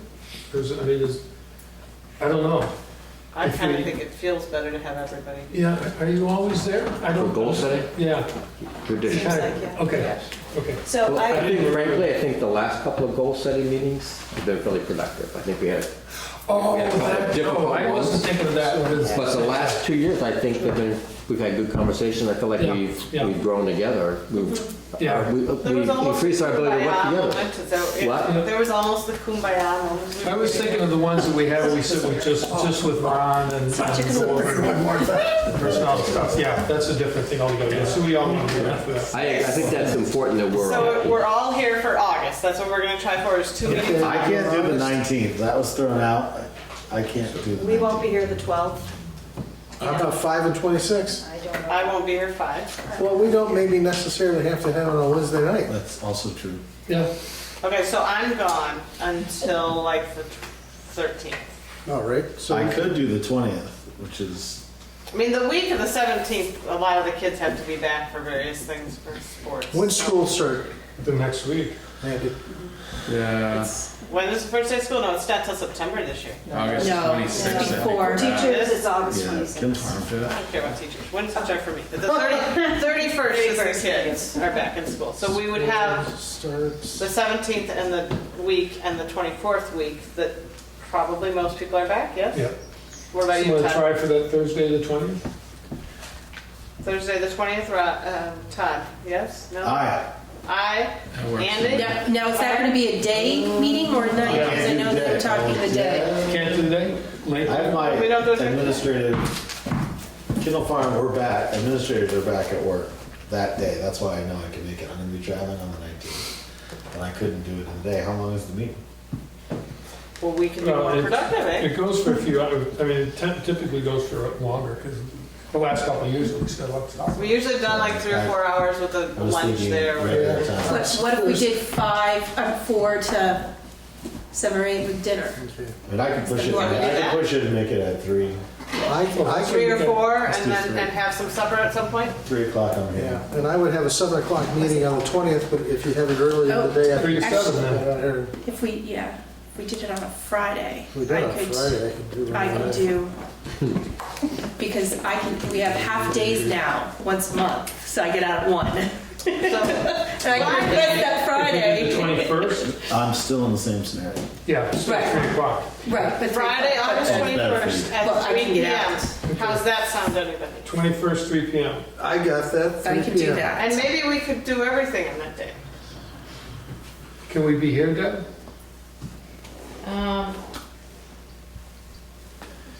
Let me see. We're doing it at 3? Yeah. Yeah? Probably could. Okay. Okay. Oh, this is all tentative anyway. No, it's going down on Well, the calendar. Ron's not here. No, Ron's here with, and she has him on, Hi, Ron. she has his You calendar. gave Lyle a lot of authority. Yeah, okay. So 3 to 7. 3 to 7-ish, whatever, I guess. So nothing in July. Nothing in July, and we're going for 1 in August. And nothing in June. Nothing Nothing more. else- Today's nothing else in June, it June? just feels like March. So you talked about wanting to get Right. an early start on budget No, stuff, 17. and a lot of clarifications and stuff like that, so. That would be kind of in this meeting. Okay, so Jane? Correct. Jane, would you note in the minutes that part of what we're gonna wanna do with that goal setting meeting on the 21st is get an early start on concepts for the budget, or, you know, how we're gonna look at the budget? August 20th? No, August No, 20th is out. August 20th is the 21th. 30th, it's the 21st. Did you get the wrong thing there? Yep. I thought you were doing it on Thursday, you're doing it to 20. Friday. Friday, 21st. There's too many restrictions on Thursday. Well, and if you can't do Friday, I can see if I can get out early on Thursday. Can everybody else do Thursday if that's the case? Yeah. No, Yeah, yeah. I could We do could it. all do Thursday. but I have to leave for a 7 o'clock meeting. Well, I'm hoping to be done by 7 when I can live here. That's on Thursday. Friday, I could stay Stay until the wee hours. Party on. till the fish fries over. August 20th now? We're waiting. 21. We're waiting 21st. Ron's text. Okay. You know, Oh, I see. He's typing, can you see? he's typing. And he's typing, are you out of your mind? I won't. Do you really keep all this in on the video, or are you gonna edit it out? How is your in session? No Do way. people watch this? This is when the viewers take breaks. Right. We don't get a lot of groupie cards. All 9 of them. I only flipped through to see if everybody's fighting. He's saying on Friday, 12:31. There's something like hard to realize. That won't work for that. That's my rule. Okay, 3's the earliest. so it'll have to be Thursday for him. Okay, switching, back to Thursday. Good thing we're on electronic calendars, right? Thursday, 3 until whatever, right? Okay. Thursday, August 20th, 3 p.m. until 7 p.m., and that should be our only meeting in August. And we're going to not meet in July. Principals have the authority to hire, so they should be able to go home. Okay. Okay, we still have some new business that we need to deal with here. Yes.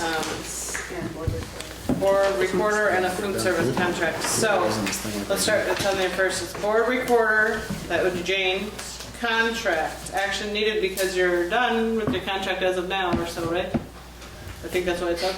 What Probably. did I tell you?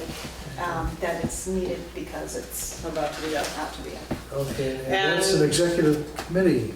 Is that an Yeah. Yep.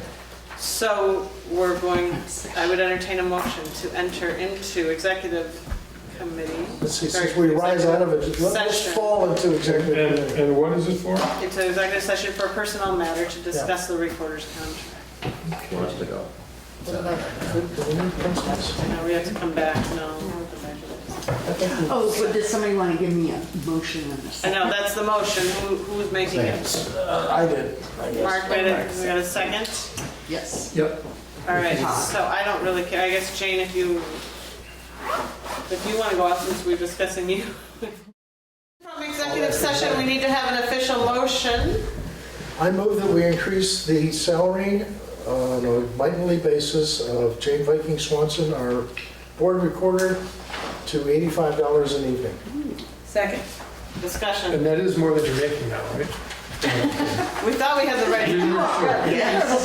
And all in favor? Aye. Okay, so that takes us to the food service contract, and I'm the only one who has this, so I shall read. From Mary Lou Steiner, board approval needed on the food service agreement with Cafe Service Inc. for the school year 2015 to 2016. Note, this will be the third year of a 5-year agreement approved by the school board in June of 2013. Board approval to increase the full pay lunch price from $2.35 to $2.45 to meet the requirements in Section 205 of the Healthy Hunger-Free Kids Act of 2010. So that's the price that people that are not on free and reduced lunch would be paying. That's an extra 10 cents on essentially the lunch meal. Yes. I need a motion to Can I approve. ask a question? Yeah, well, if we do the motion, then we can do the discussion. Okay, I move that we raise it to $2.45 per lunch meal. Is that correct? I believe so. Second. Why does it say that we need board approval on the agreement? So we have to do two motions? Yep. So one is on the amount and one is to continue with Cafe Services. Well, let's third do the year, amount Let's do the first. amount. 5-year So agreement. move in second, and then we can talk about it. Yeah. Right, now you're- And I just need to raise it to $2.45 per Meal. meal. Full pay lunch price. Full pay. That's a cost that goes to who? Lunch.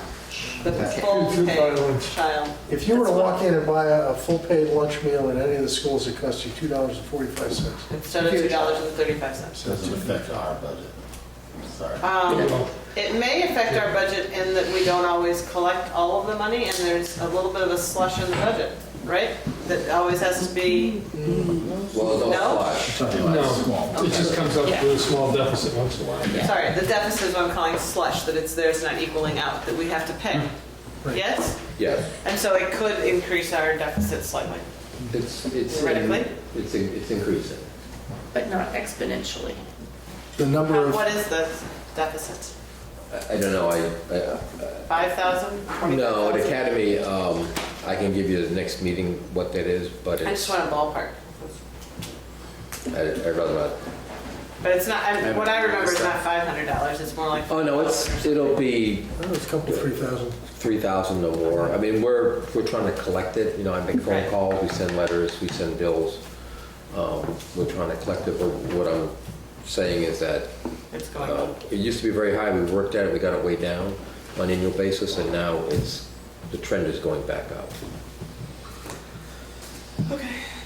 More discussion? Ready to vote? All in favor? Aye. Okay. So then the second motion that we need is to continue with Cafe Services of year 3 of a 5-year agreement. I don't understand why we're voting on something that we already agreed to 5 years. We have to renew it every year. Yeah. It's just part of the Subject to budget. renewal. Okay, so then let's So read. moved. Second. Seconded. Any discussion? No bean burritos for breakfast. You can do whatever Yes. you wish, Todd. All in Sorry to favor? say aye. Aye. Aye. Anyone negative on this? All right. Okay, next agenda items. So the next agenda, you guys, is not until our planning meeting then in August. Really? Damn. Well, we have had 3 meetings in the last week. Now, this does not preclude the fact that we will probably have continuing finance meetings. energy committee meetings, building committee meetings. Energy's pretty much, we're done now until the boiler goes in and we. Isn't the energy committee, you don't have to do anything, is that moving forward? Yeah. Yeah, they hired somebody, NPR. So is it on the boat from Germany yet? That I couldn't tell you, but they promised to get it in, so that's that. Because I don't think it's an off-the-shelf item in the United States yet, is it? So next agenda then, what do we want to be looking at our planning meeting? That's the, Well, obviously, hopefully we'll have the figures from Frank Is that a realistic thing, you think? I hope by August, I would hope Or the end of so, seeing we August, have to start really making a And if decision. he got them earlier, we're allowed by law to distribute to everybody, Yep. that we could think about them and look at them. yeah. That would be nice. I would hate to spend that whole 4 hours talking 360. Right. No, I don't think we're going to. If you look at the way it happened at the SU meeting, even though we changed the topic, we said, okay, time to move on to the next thing. It continued 3 other times after we stopped the conversation. It's just, it takes on a life of its own. I think we should have that as the very last topic. people want to get out of it. Yeah, Last on the agenda. and I think it Last should on be the agenda as an update. Yeah, Yeah, the decision's not going to be made by, no. well, eventually, I think each board's going to vote individually, so we do have a decision. Right. Yeah. But I thought we were going to look a lot at budget and how we can make the budget work with the reality of those numbers.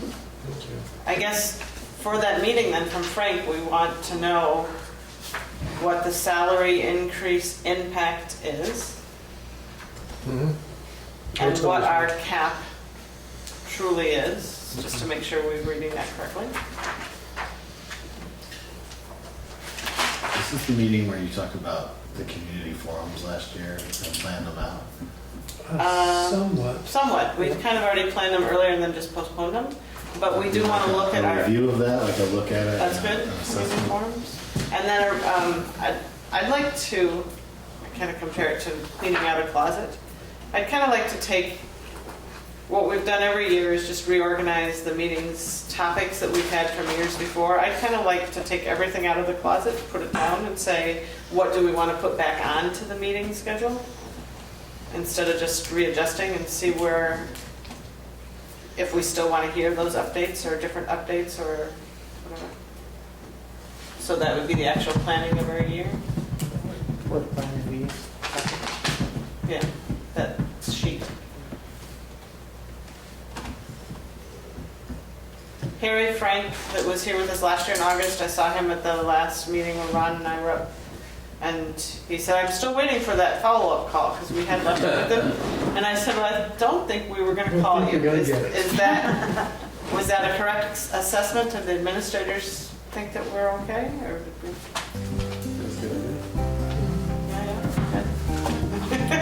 No, it does feel good. Okay. Anything else for next agenda? It's not on our list right here, but I think we do want to publicly acknowledge Jen one more time. This is her last board meeting. Thank you. Thank you. You are always welcome to come back to our live meeting. I'll stream. I'm sure she'll be watching the You can video. watch them on your phone. Thank you for everything. Thank you all very much. It's been fun. You still have lots of interns helping develop more reviews. I hope to. Yes. Thank you. All right, so then I entertain a motion to adjourn. Yes? So moved. Second. All right. All in favor, stand up. Aye. It's all the Bye, Brattleboro.